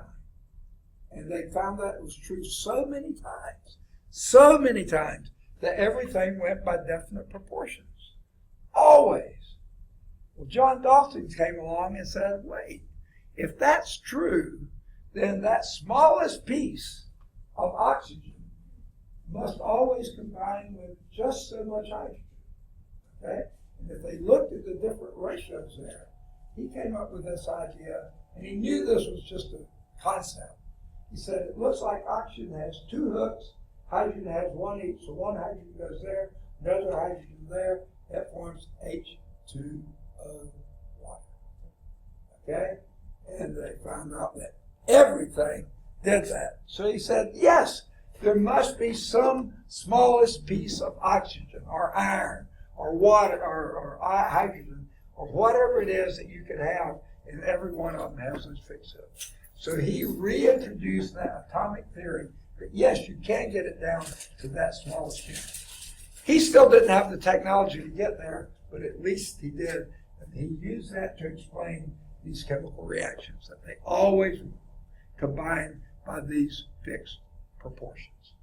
The law of definite proportions. Okay? Have I done it? Yes, I did. Okay. We will start next time with Dalton's atomic theory. Now, I've got to find where that is in the book.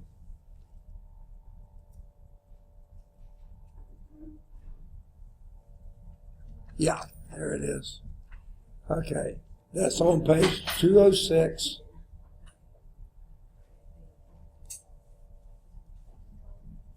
Okay.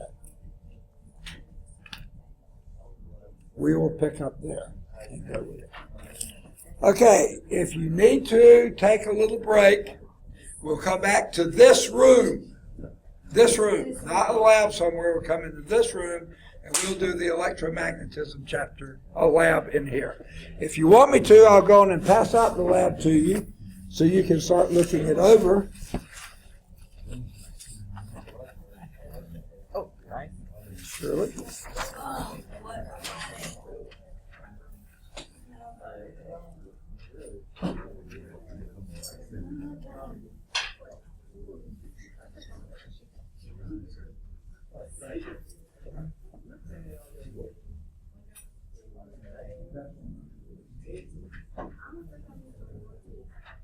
All right. When we come back, I'll call roll again for the lab part. Let me go on and turn off the.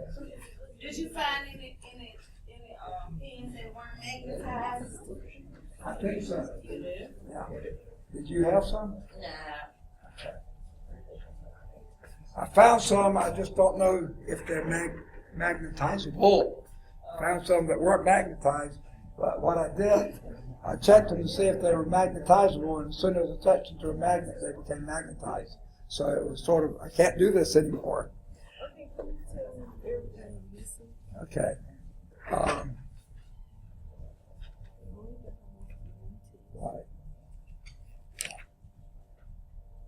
Got your first lab, your first test, second lab. I'm missing your third lab, got your fourth lab. The third lab was the one that was projectile motion, was the title of it. Hey, good deal. Have you given out the test too yet? In which differential equations? No, I'm passing that out probably Thursday. Thursday? You got a late class Thursday or? I'm here at least, Thursday I'm here until, like tonight, I'm here till 8 o'clock. Okay.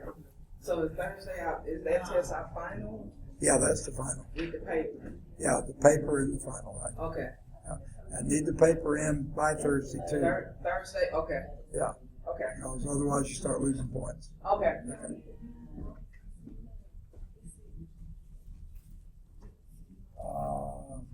Working power. This is extra 185. Yes. Okay. I Actually, got that one. I already turned it that way. I just got okay, I'm not sure about that. I think someone turned in one for you, but you weren't here that day. No, I was here this day. I had left this one in my book bag, and I had took my book bag to the car. Well, there was one lab, I don't know which one it was. You weren't here the day, and someone turned in one for you, and not your handwriting. And I said, how could you turn this in if you weren't here? I wrote that on the lab. Let me see if I can find it.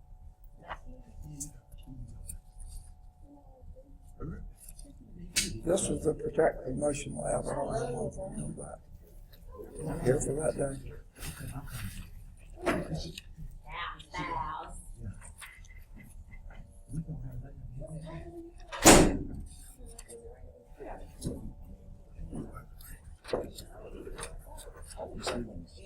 this week. That last time. Oh, I'm You know, wondering. Dr.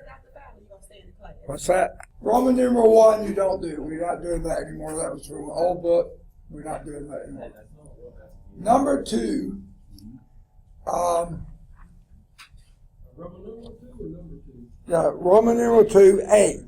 Okay? Now, need all of you to come up here and gather around the board here. Okay?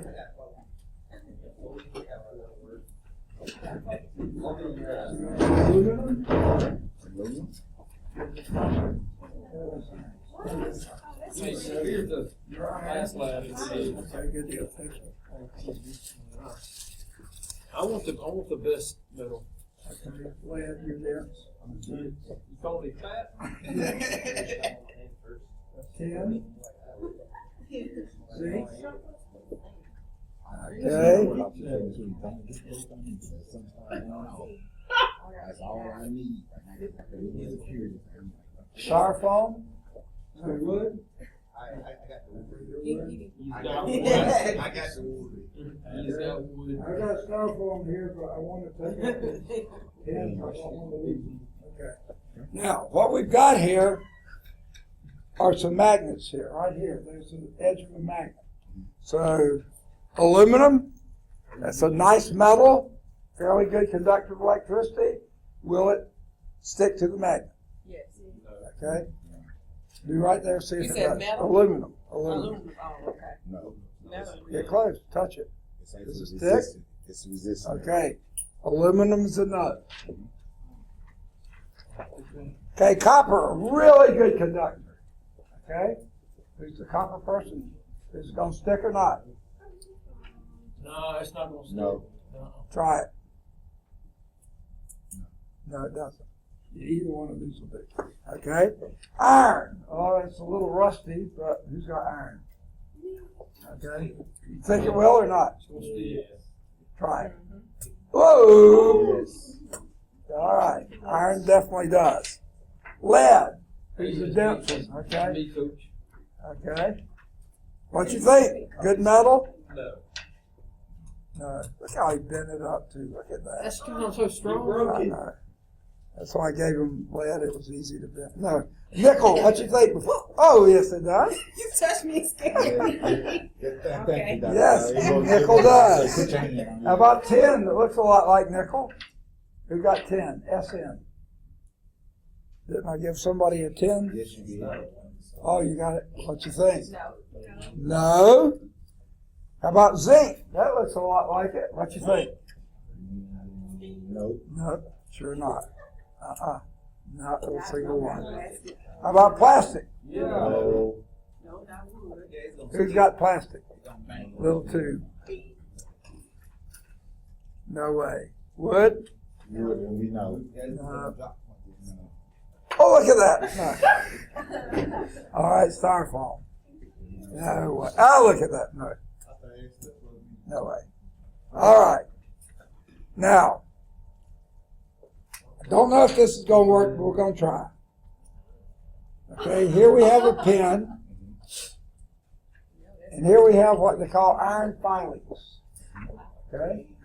So stick it in the iron filings. It comes out clean, right? That's the point. Everybody see this? Yes, sir. There's the head. Came out clean. Okay, now, I don't know if this will work or not, but we're going to try it. I want someone to take this and stroke it along one side of the magnet, just the Yeah, point. just give it here. Okay? Yeah. Stroke along one side in the same direction. Well, I needed someone who can hold it, you know? Yeah, and my hands are too big to get That's the it. wood head. That's the wood. Oh, boy. Laugh at me down, but you You want me to get it, Dr. Okay. but you Y'all fingers are too big. Yeah, I thought there was a hole here, but there's Yeah, not. I can't get it. There out you now. go. You got it? Thank you all. All right. Stroke the point along one edge of the magnet. Same direction all the time. Okay? Okay. Now, see if you got the point. Nope, this was a non-magnetic material. Sorry about that. Okay. I swear. Happens every time.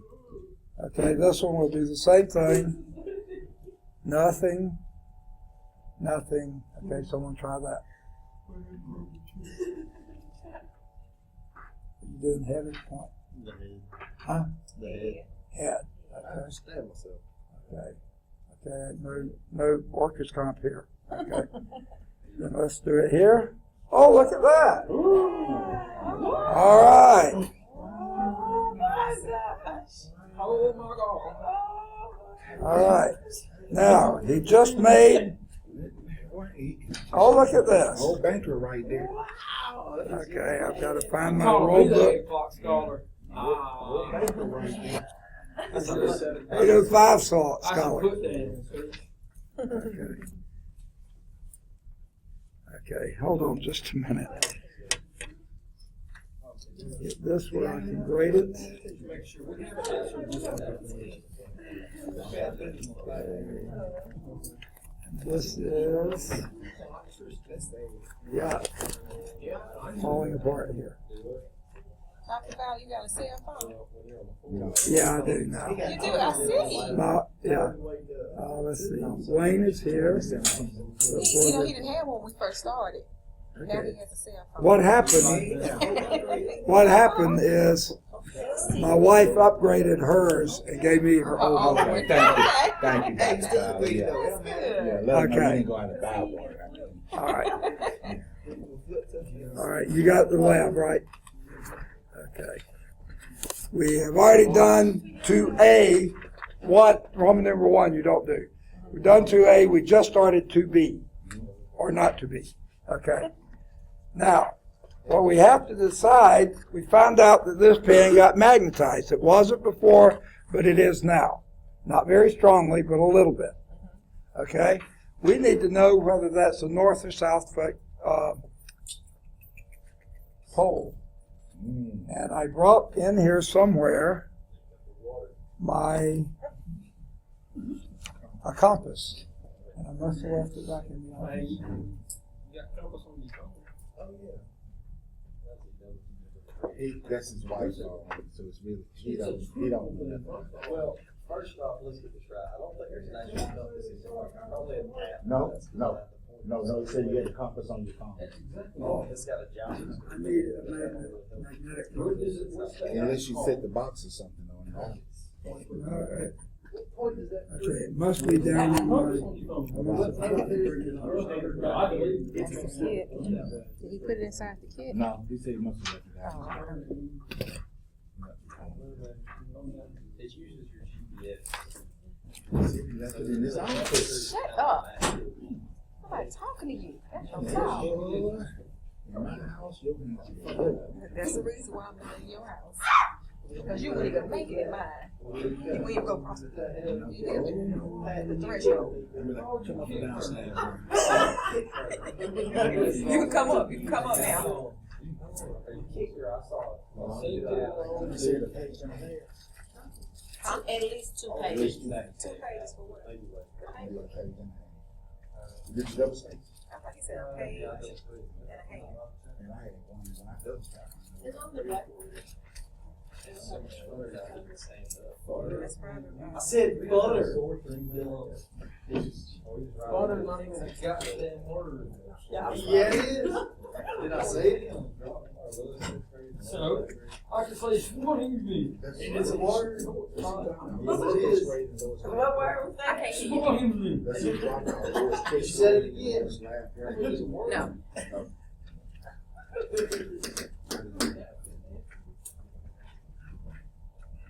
Hey, you want to play mushies? Oh, You want to play slap boxes? shut up. Okay. Lacey, you got We a gotta car? count to 3 first, though. No, you gotta count slow. 3, 4, 2, Sorry, I blocked out. Okay.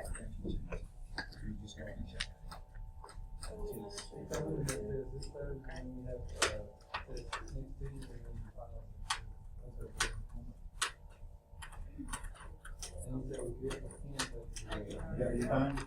No, I got another one, but I had. You didn't sit the box on it? That you put up out in the box? When you sit box, you say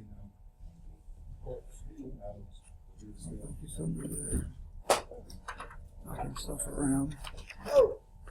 It's okay, it can stay there. I'll get it later. This one will work.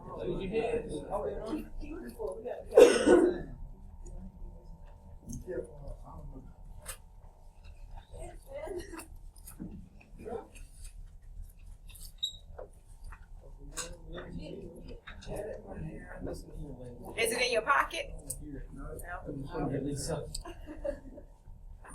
It's somewhere. Yeah. I guess I'll find it one day. All right, but here's a compass. This one's really bouncy.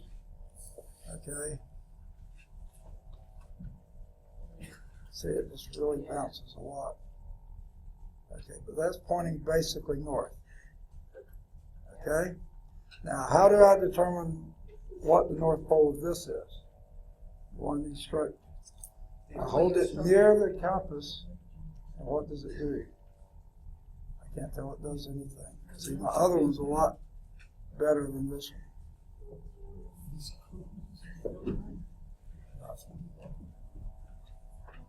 You didn't put it inside there, did you? I don't think so. I'll look, but it has a couple of small compasses in it, but okay. Let me, this is a side stroke, wasn't it?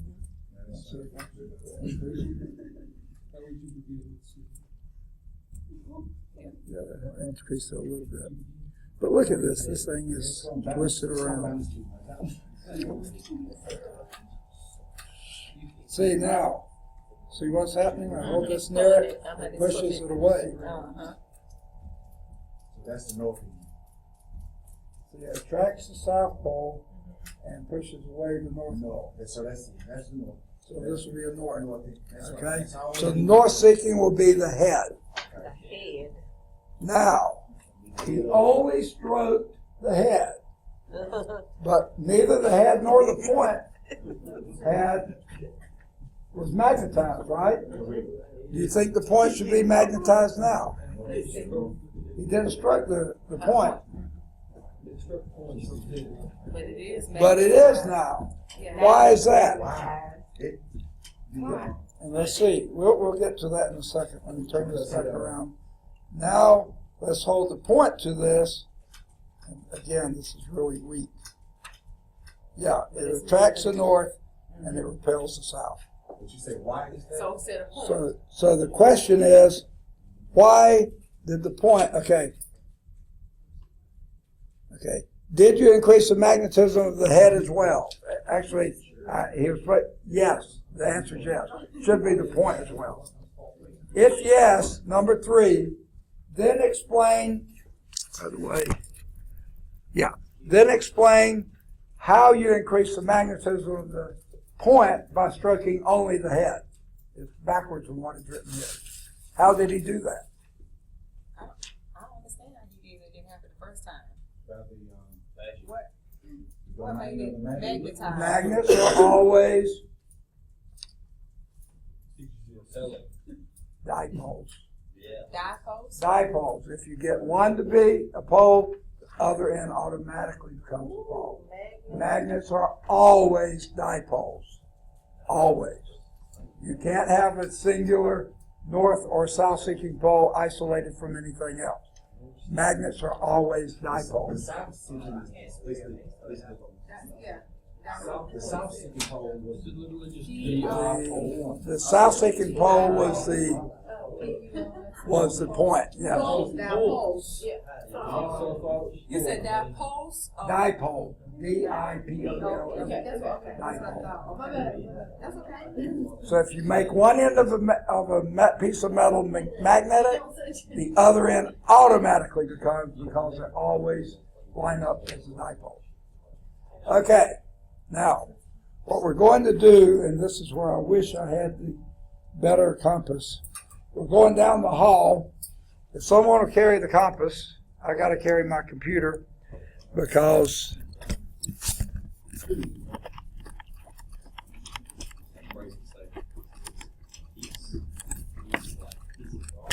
all right, let's go down the hall to room 202. Oh, I need my sheet. Okay, room 202, down the hall. Tyler, Got do it. you know lowest test grade and lowest lab grade? Yeah, they should be in Blackboard. Okay. Where'd you go? Tiffany. Where did Tiffany go? She was right here with us. Tiffany's got you coming. Oh, yeah, but did she go back in the room? Yes. Oh, okay. Oh, she was ahead of me, and then all of a sudden she disappeared. How long does the paper have to take? 1 to 2 pages, Okay. Double space? double space, right? Word process, 12 point. And so we got this lab and one more lab. Yeah. Hey, good, thanks. How about you? How's Nick doing in there, Sir? How's old Nick doing in the second lit class? Nick. He's coming along. They all doing well. Okay. They all coming along. Goodness, that light automatically comes on. Okay.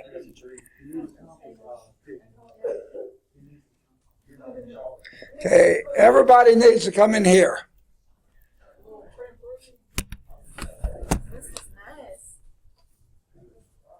All right, this is the tutor, well, this is just a spare office.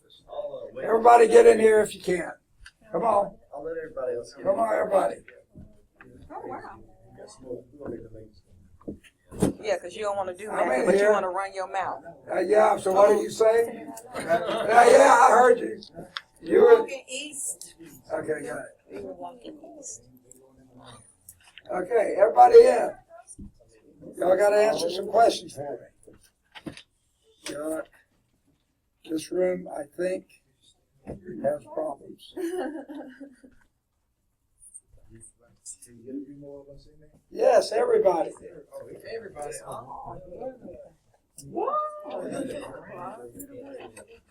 Dr. Fowler, I'm about to have a heat stroke back here.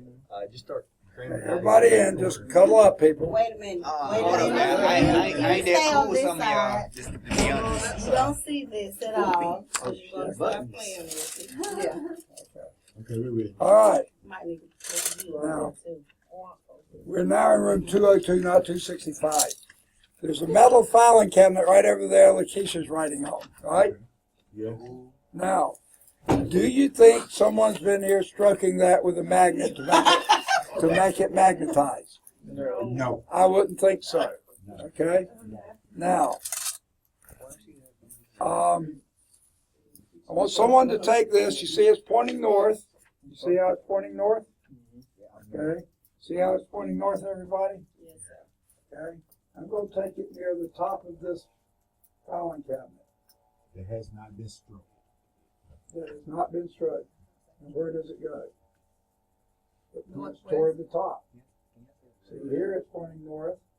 Okay. But I go over here. The head is toward pointing the north. top of the thing. This isn't as strong as the other one. Oh, no. Okay, so the north-seeking pole is attracted to the top of the filing cabinet. So what happens to the compass needle? North-seeking pole attracted to the top of the filing cabinet.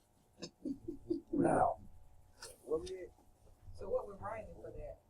The North Seeking Pole Is is. that enough for? yeah, it is number 5. Oh, what was number 4?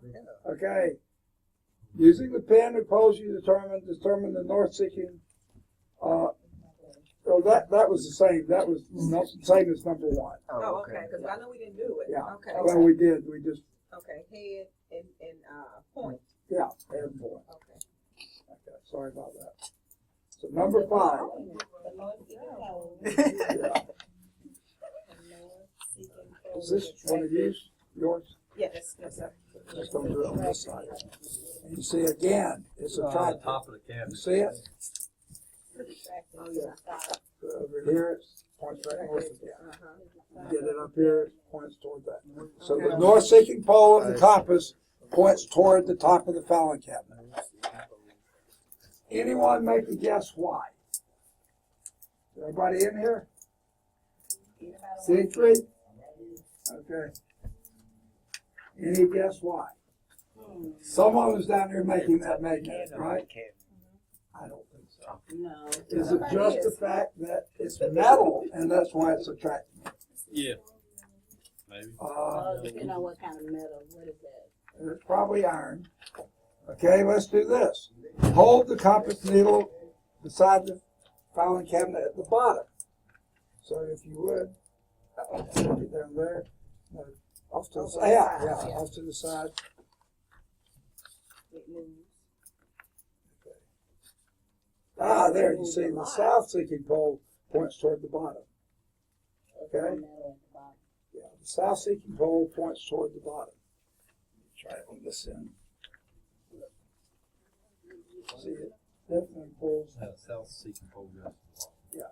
The south seeking pole points towards the bottom. Yeah. Okay? Sure Yes. That's number 7. Number 8. Number 6. Okay, number 6. Why? Okay, we're going to get to that. Okay. What do you do with filing cabinets? Put files in. Yeah, you open and close doors, right? You're rattling it and jarring it and maneuvering it. It's a magnetic material. If you want to come out, we can do that. Okay. Oh my God, that's so. Oh my God. Remember my saga about Hollywood? Okay. Before I started a lot of the digging around in the yard, because out there, a lot of digging around in the yard, I had to put up a new privacy fence, at least on one part of the yard. So that was falling apart. So it happened to be, and what I did, I lined up the post, I needed 8-foot sections, so I had a post every 8 feet. And I needed to get them in line, so I put a nail at one end and ran a string real tight to a nail at the other end. So I could line up all the other posts in between. And I was hammering this in, and it just happened to be facing almost due north when I was hammering that in. Okay? Hammering the nail into the top of the post.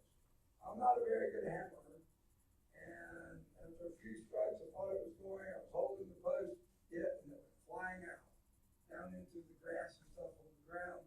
And I dropped down and started looking. I just happened to have the hammer hanging down there.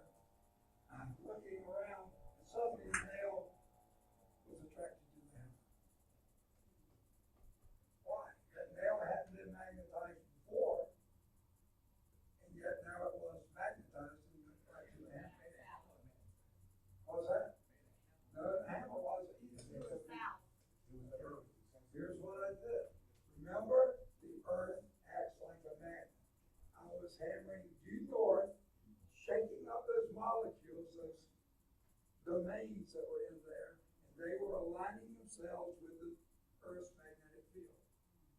Same thing happening with that cabinet back there. Except I want someone to point to me where you think the magnetic north pole is. Okay? Now, if I see right, he's pointing out into space here. Oh! Why did you point downward? Okay, because the Earth's a globe. We're here on the surface of it here. The north magnetic pole is in the northern direction, and it's down that way. So actually, there's components of the Earth's magnetic field are going that way. And that's one reason this thing jitters around too much, is because if I were to tilt it properly, this one, I wish I could find my gun. But anyway, it is. So therefore, this top end of the filing cabinet is a south-seeking pole, because it's lined up with that one. The bottom of the cabinet is a north-seeking pole, because you've been opening and closing those doors for years and years and years in alignment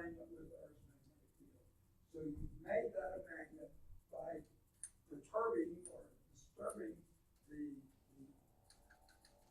domains of the iron atoms in the presence of air.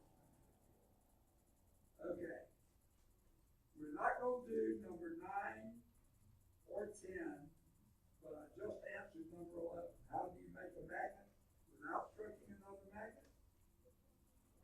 Line it up with a strong magnetic field and bang on it, scrape on it. In fact, that's what Will did.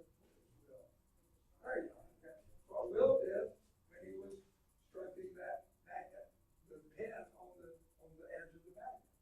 The stroking was important because it was perturbing, shaking, vibrating the pin's domains, and they were lining up with that. That's what's happening.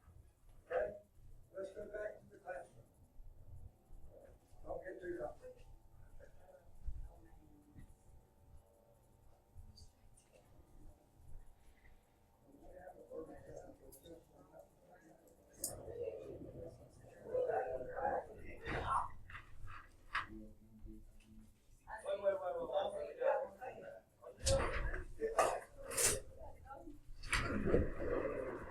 He left his computer wrapped in there. Is that his? Oh, yes. Oh, this is not Thank you, baby. No problem. He gonna forget everything.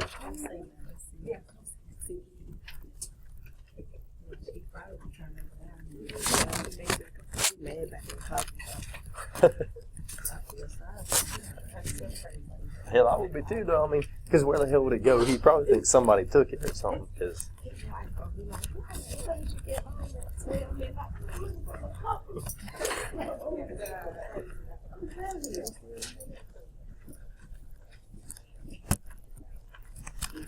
weird ass computer.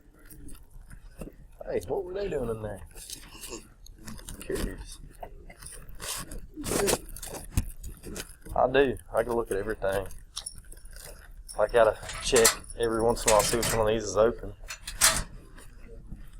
Oh shit! You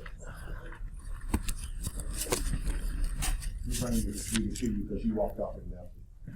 Oh, thank you. Let me plug it in. Thank you. You need to come back up here. We done. Pardon me? Oh, we're not done. No way. We can come back up here. Oh, yeah. We will be here. Okay. All right. Now we're letter C. After B11, we're now at C. This is called the Toyota Technical Education Network. Okay? And that's where we're going to be operating for a while now.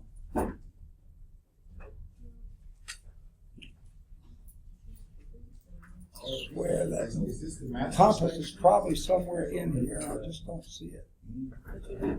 That compass dropped. I remember hearing something fall. Let's see if it fell on the floor in here.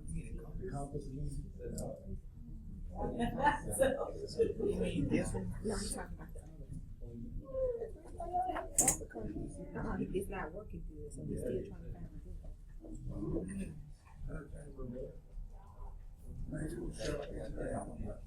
Okay, What were you looking for, Dr. Fowler?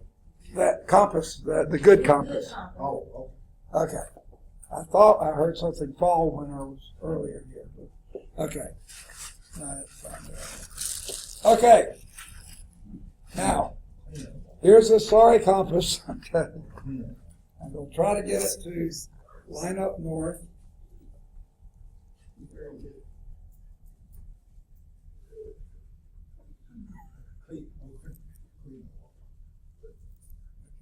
It's really shaky, and one of the reasons you got all these magnets here. But that's pointing pretty much north. Okay. What we're going to do is, y'all can come up and see what we're doing. Okay. I hope I can get this to reach.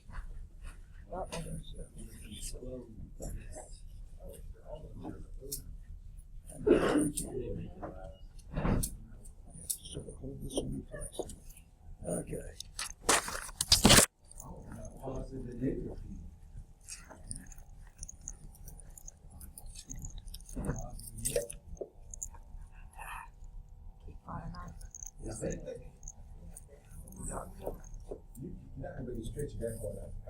I know.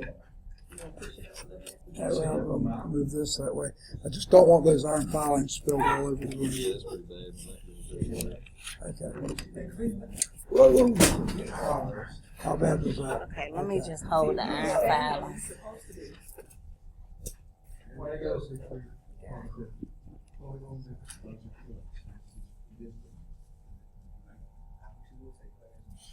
Okay. This is going to be even worse later. Okay. All right. All right. Now, what is that still fairly stable? It's been shaking around. Okay. What is it? Is Okay. that all the way in? Yeah, I think so. Okay. Now, what we're going to do is, whose is this? Sorry, mine's Okay. coming together. Thank you, so help. Okay. All right. I'm going to turn on the power supply here, and you tell me if you see the compass needle move any as I crank it up.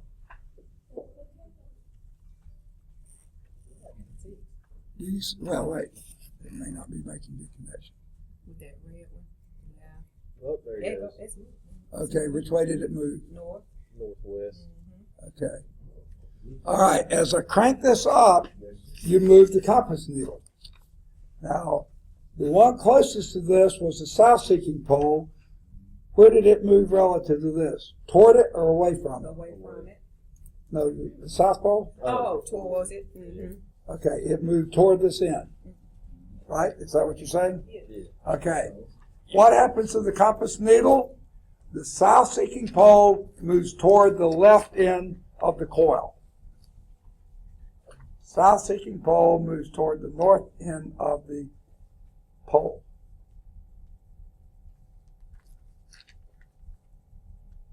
So, which do you think was the north pole of the coil?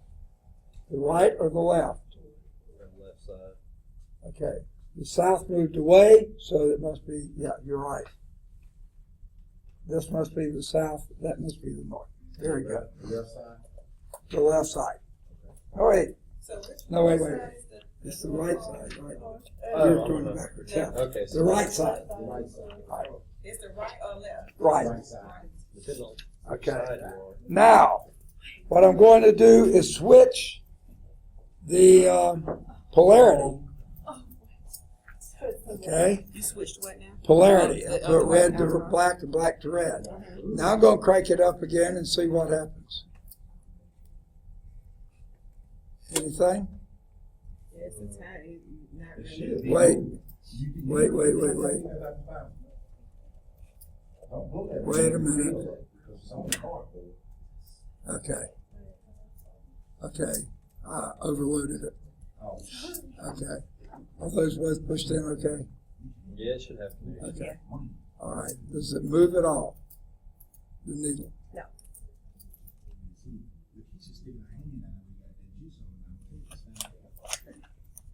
No motion at all?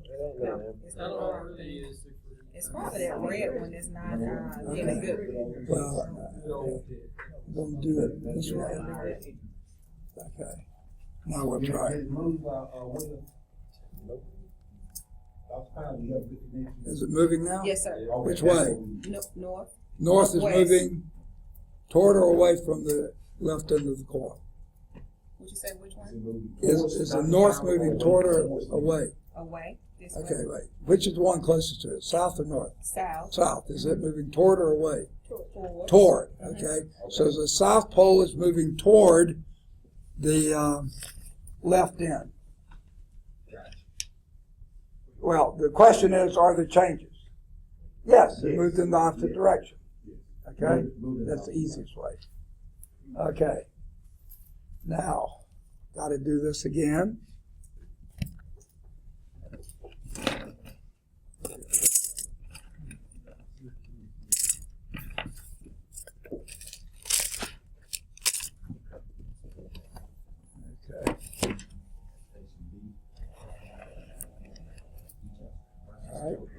This time we're gonna move to B, or not. Okay? Now, at station B, plug the wires according to their colors. Get these according to their colors too. Including Okay, 2 yellow ones right. from post 2. From position 2 to position 14. There's 2 to 14. Okay.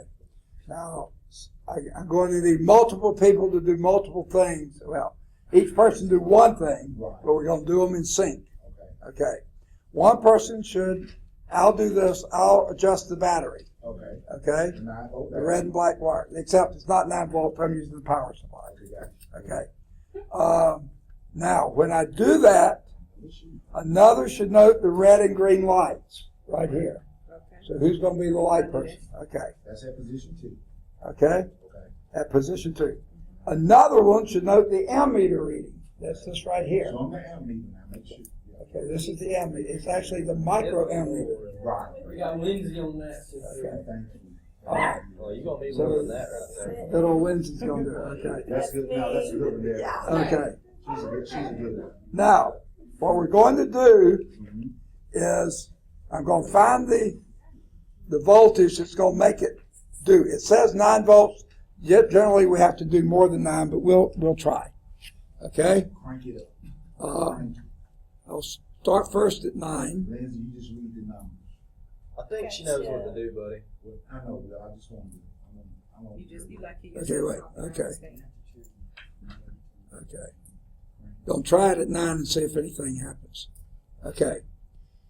Now, what I want you to do, y'all know what you're looking at. Yes, sir. Okay. No, it doesn't matter. Yeah, this is all you're looking at is this thing. And what I want Wayne to do, is that your name, right? Yes, sir. Okay. Turn off the lights. Hit them. Hit them. Okay. Now I'm going to connect and then disconnect. Okay. And you see, tell me what happens with the lights. Connect, disconnect. Green. Which? Connect or disconnect? It came on and went back off. Green light. Okay. On number 2. Okay, but did it do it when I connected or when I disconnected? Okay, do it again. Okay, let me Let me know Find you're it. connected. okay. In the dark, I'm having trouble. Okay, here I got it. Okay. Be you ready? You're looking? Connect, disconnect. It didn't do anything this time. Okay, let me try it again. Connect. Wait, let me get out. Ready? Mhm. Connect, disconnect. Nothing. Nothing. What's your voltage on? Oh, wait. Okay, turn on the lights for a moment. Yeah, okay, now. It's just too, okay. Turn it off. Okay, ready? Connect, disconnect. You still see nothing? Nothing. Okay, let's turn it on again, Wayne, for just a second. Okay? Off. Connect, Your connect came on. Red light which, came red, on. Red light came on. We connect. disconnect. Green light, okay. Turn it back on. Turn it back on. Now we're going to do the same thing, and Lacey's going to read the microammeter. Wait just a second. Connect. You tell me what happened. Connect. Did it move? Just turn it. Positive. Yes. Disconnect. Negative. Okay. We got it now. So the Okay. light. And by the way, we had to go up to 13 volts. Okay. 9 wouldn't hack it. I didn't think it would. Record what happens to the light in the ammeter. Now this was just the connecting. The number 4 is just connecting. What happened to the light? It Which- was red. Red came on. What happened to the microammeter? Positive. Okay, when the wires were disconnected, what did the lights in the ammeter do? Green and negative. Perfect. Now, that was number 5. 4 was on connecting. 5 was disconnecting. Disconnected was green.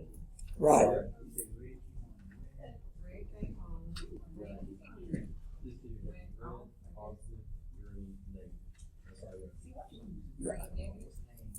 And green was positive. Yeah. Okay.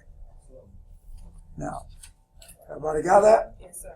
We're going to reverse the wires now, and we're going to keep it at 13 and turn off the lights.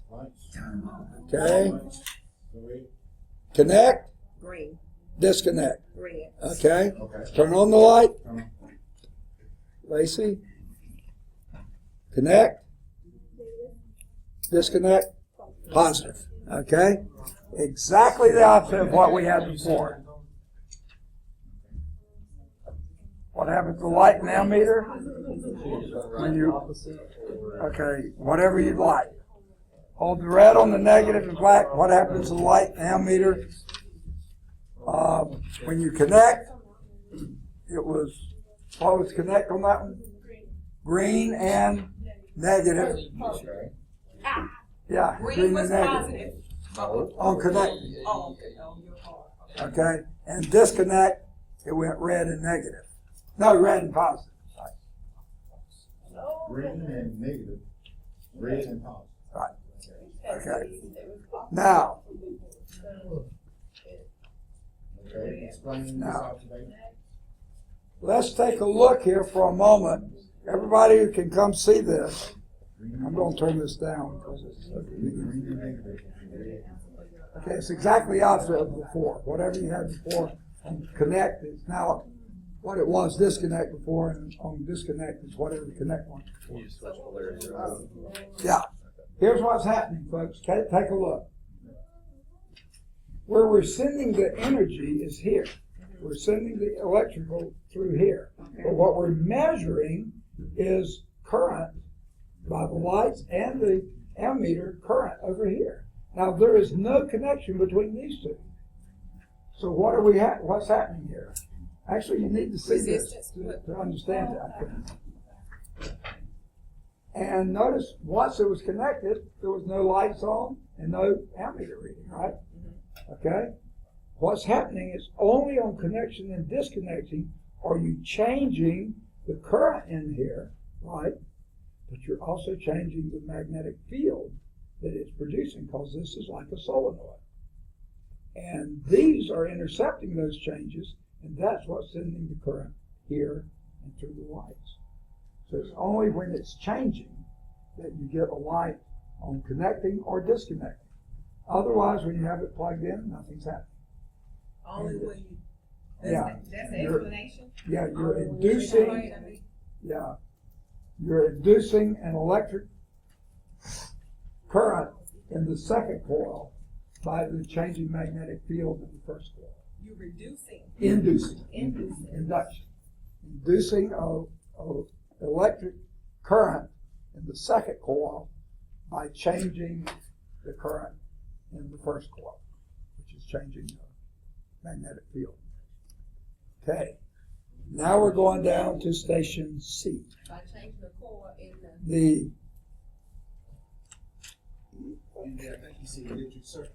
It should. The red and Electric circuit. yeah, I'll get it. By changing the magnetic Okay. inducing electric current in the second core. By changing the magnetic field in the first. But it's only the changing field that produces the current in the second. That's the key. Only the change. Dr. Fowler, you don't have that much room to type all that. Okay, well, write as much as you can that communicates it. You know what I'm trying to say, I'm just gonna put dot, dot. Okay. Did my dot, dot, dot mean what your dot, dot does? Yeah. Okay.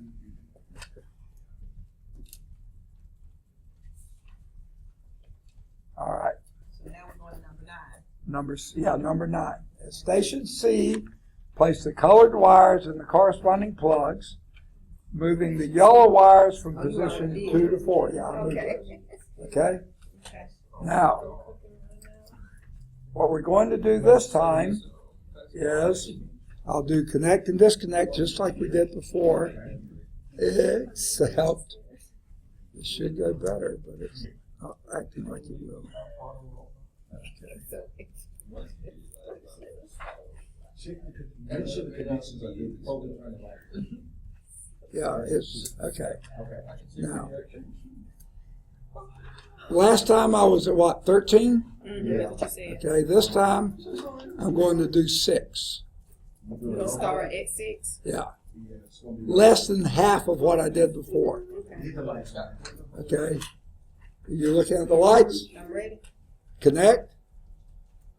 Disconnect. Nothing. Nothing. I only added the 4, so I stopped. Okay. Turn on the light for a second. Okay. Ready? Turn off the light. Connect.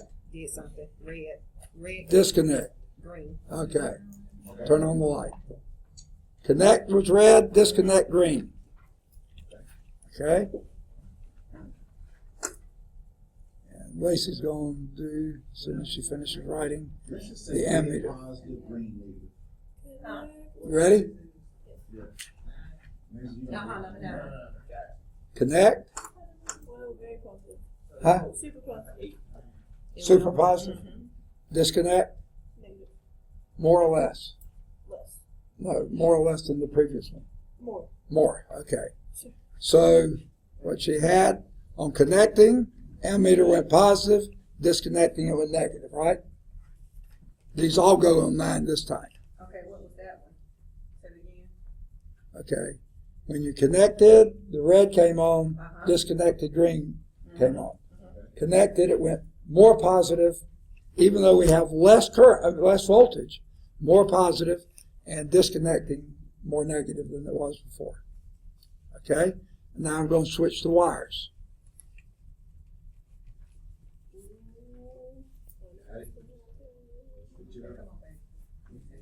Okay. Connect positive, disconnect negative. Okay. This is really stretching the red. I don't know why. More positive on the connect and more negative on the disconnect. Right. Even though I had less than half the voltage. We'll get to that in a minute. We'll get to that in a minute. Okay? Okay, ready to look at the colors? Okay, turn off the light. Connect. Anything? Disconnect? Okay, turn them on again. We may be. Okay, press down. Yeah, those are okay. It's just this. Okay. Why did the dead spot on What's that? I see a dead spot. Okay, that's fine. You got what you did. No, I'm just kidding. Okay, turn off the light. Look at the lights. Connect. Looking at it off like that. Disconnect. Anything? No, sir, I did not see anything. Okay, let's try it again. Turn on the light. Okay. Try it again. Ready? Turn off. Connect. Disconnect. Still nothing? Okay. Get the light up. Turn the light up. We got a bad connection somewhere. I think so. I'll make, Look at the ammeter and tell me if anything's happening. do something easy. Connect. You don't have a good. Okay. Come up You want me to like put a hand and hold half of it? And we'll just spin it? Let's try it. Yeah. Just want to put some. Okay. Okay. Can you see the lights? Don't worry about it. Okay. Turn off light. Connect. Disconnect. Still nothing? Yes, both connect and Do it again. Okay. Turn on the light. Okay. Ready? Turn off. Connect. Both of them. Disconnect. Red. Let me crank down a little bit. Yeah, probably will. Let's try it again. They're supposed to come on. Off. Connect. Green, Disconnect. red. Okay. Got it. Okay. I had it turned up too high. It was jiggling. So green was connect, right? Okay. Switch the wires. Yeah. Green, connect. Red, disconnect. Okay, let's do ammeter, microammeter. Connect. Disconnect. Still strong? Yeah. Okay. All right. Did everybody get number 10? So what was the negative green? Negative on connecting and positive on disconnect. both stronger than station 2, B. Station. Okay. Now, okay, yeah. Number 11, I'd say more coils. More Okay, come and take a look. Green was negative. What's the difference now? Come here. Yeah, come here. What's the difference? Everybody, okay. What's the difference in this one and that one? I had higher It voltage was here, 13 on that one. yeah, and less on this You one, did around 6, 6. right? And yet we got a stronger reading here than we did here. That's a Why? bigger coil. What's that? That's a bigger coil. No, the key is more windings. Oh, okay. Oh, we didn't this know that one's was in there. inside. We didn't know that. So, Instead of a being lot side more, by see, side, only a it's few lines of force are being cut here. Here, just about all of them are. So the more lines of force are being cut by the receiving coil, that's going to create a better current. More lines. Are being cut because the powered core was inside the other one. More lines are being cut. Because, yeah, more lines are being cut. That'll do it. Okay. Okay. Now, we're going to go to station F, which is this one. Okay, I'm just going to connect yellows. Okay. Now, I want someone to sort of describe to me what station F is here. What do you see? Yeah, here's a magnet. There's another magnet down there. This is north, that's south. So you got strong field lines, permanent field lines going this way. You're going to be rotating a coil inside those field lines. We studied listening when we went over generators today. Exactly what we're doing. Now, you're standing there, so I want you to station F. Okay. Turn the coil clockwise. Which way is clockwise? The other one. Okay. Turn it clockwise, and you read the ammeter as she turns it clockwise. Do I need to do it faster? Let's go. It's just a tag, just a. Bouncing a little positive. Very good. Just a little. Bouncing a little positive. Okay? Yeah. Now, turn it counterclockwise and read what happened. Same thing, just a little. Positive or negative? Negative. Bouncing a little negative. Okay. Okay, this time I'm going to reverse the wires.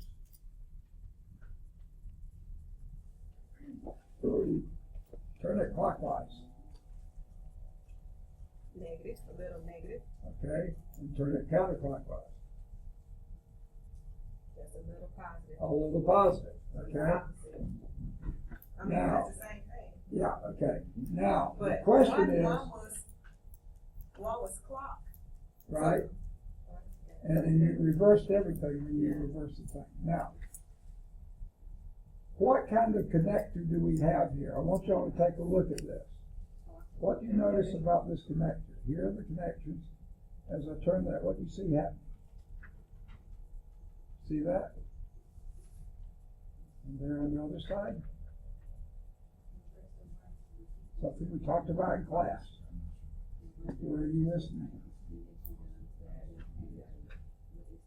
See, there's half of this is copper, and then you get a gap. And then you have the other half copper until you get the other gap. So what's happening, when you turn this half a turn, one side is feeding one, and it's always, say, to begin with, going positive. When you get half a turn, then it goes back and swaps sides. It would be going negative, but it goes positive again because it's swapped. This is called a, what type of connection does this coil have? The first blank there is split ring commutator. You can just put commutator if you want to. Split ring commutator. Commutator, C-O-M-M-U-T-A-T-O-R.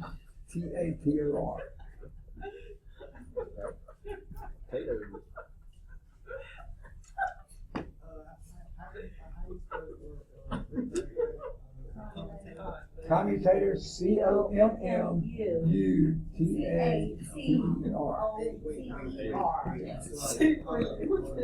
Split green. CONMMUTATER.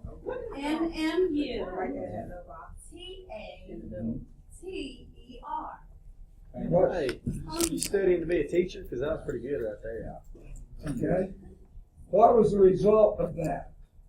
We always had current going in one direction. It was either always positive or always negative. It wasn't going back and forth. And what you call that is a pulse DC direct current. DC. Pulse. P-U-L-S-E-D. Pulse. DC. Direct current. Only went in one direction. Either all positive or all negative. By the way, we're through with this. So let me get these out. What about G, can it do 15? Okay, wait just a second. About the final. Yes.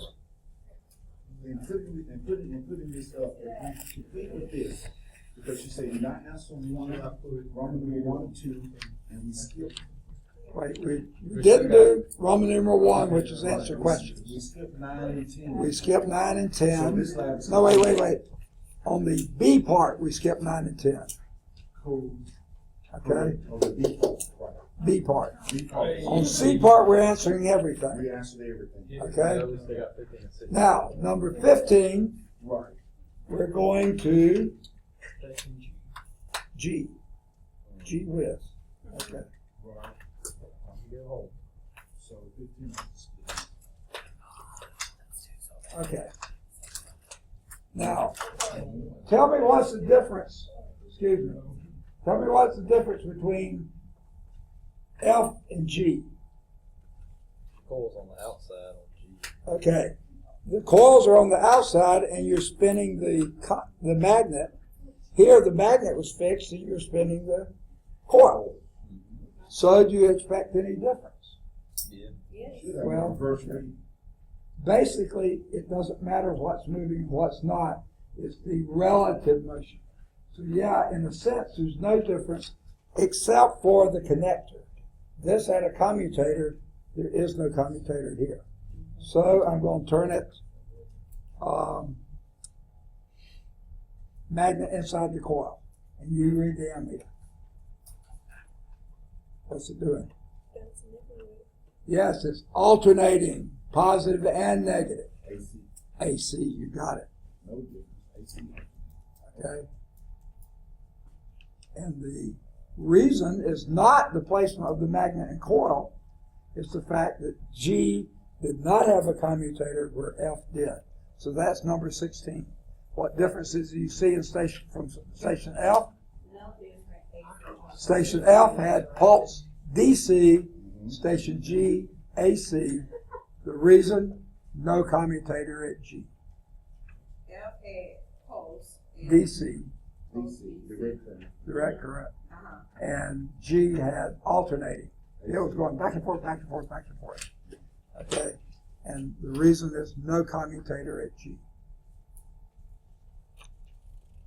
Okay? Was the lab worthwhile? It was great. You know, good answer. Okay.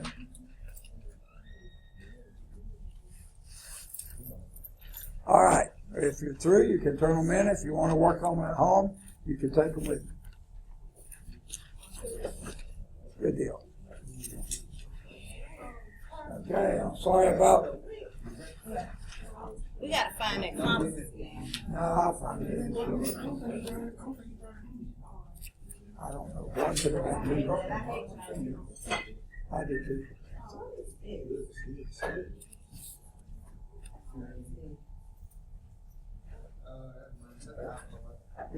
All right, if that's all, I'm going to shut down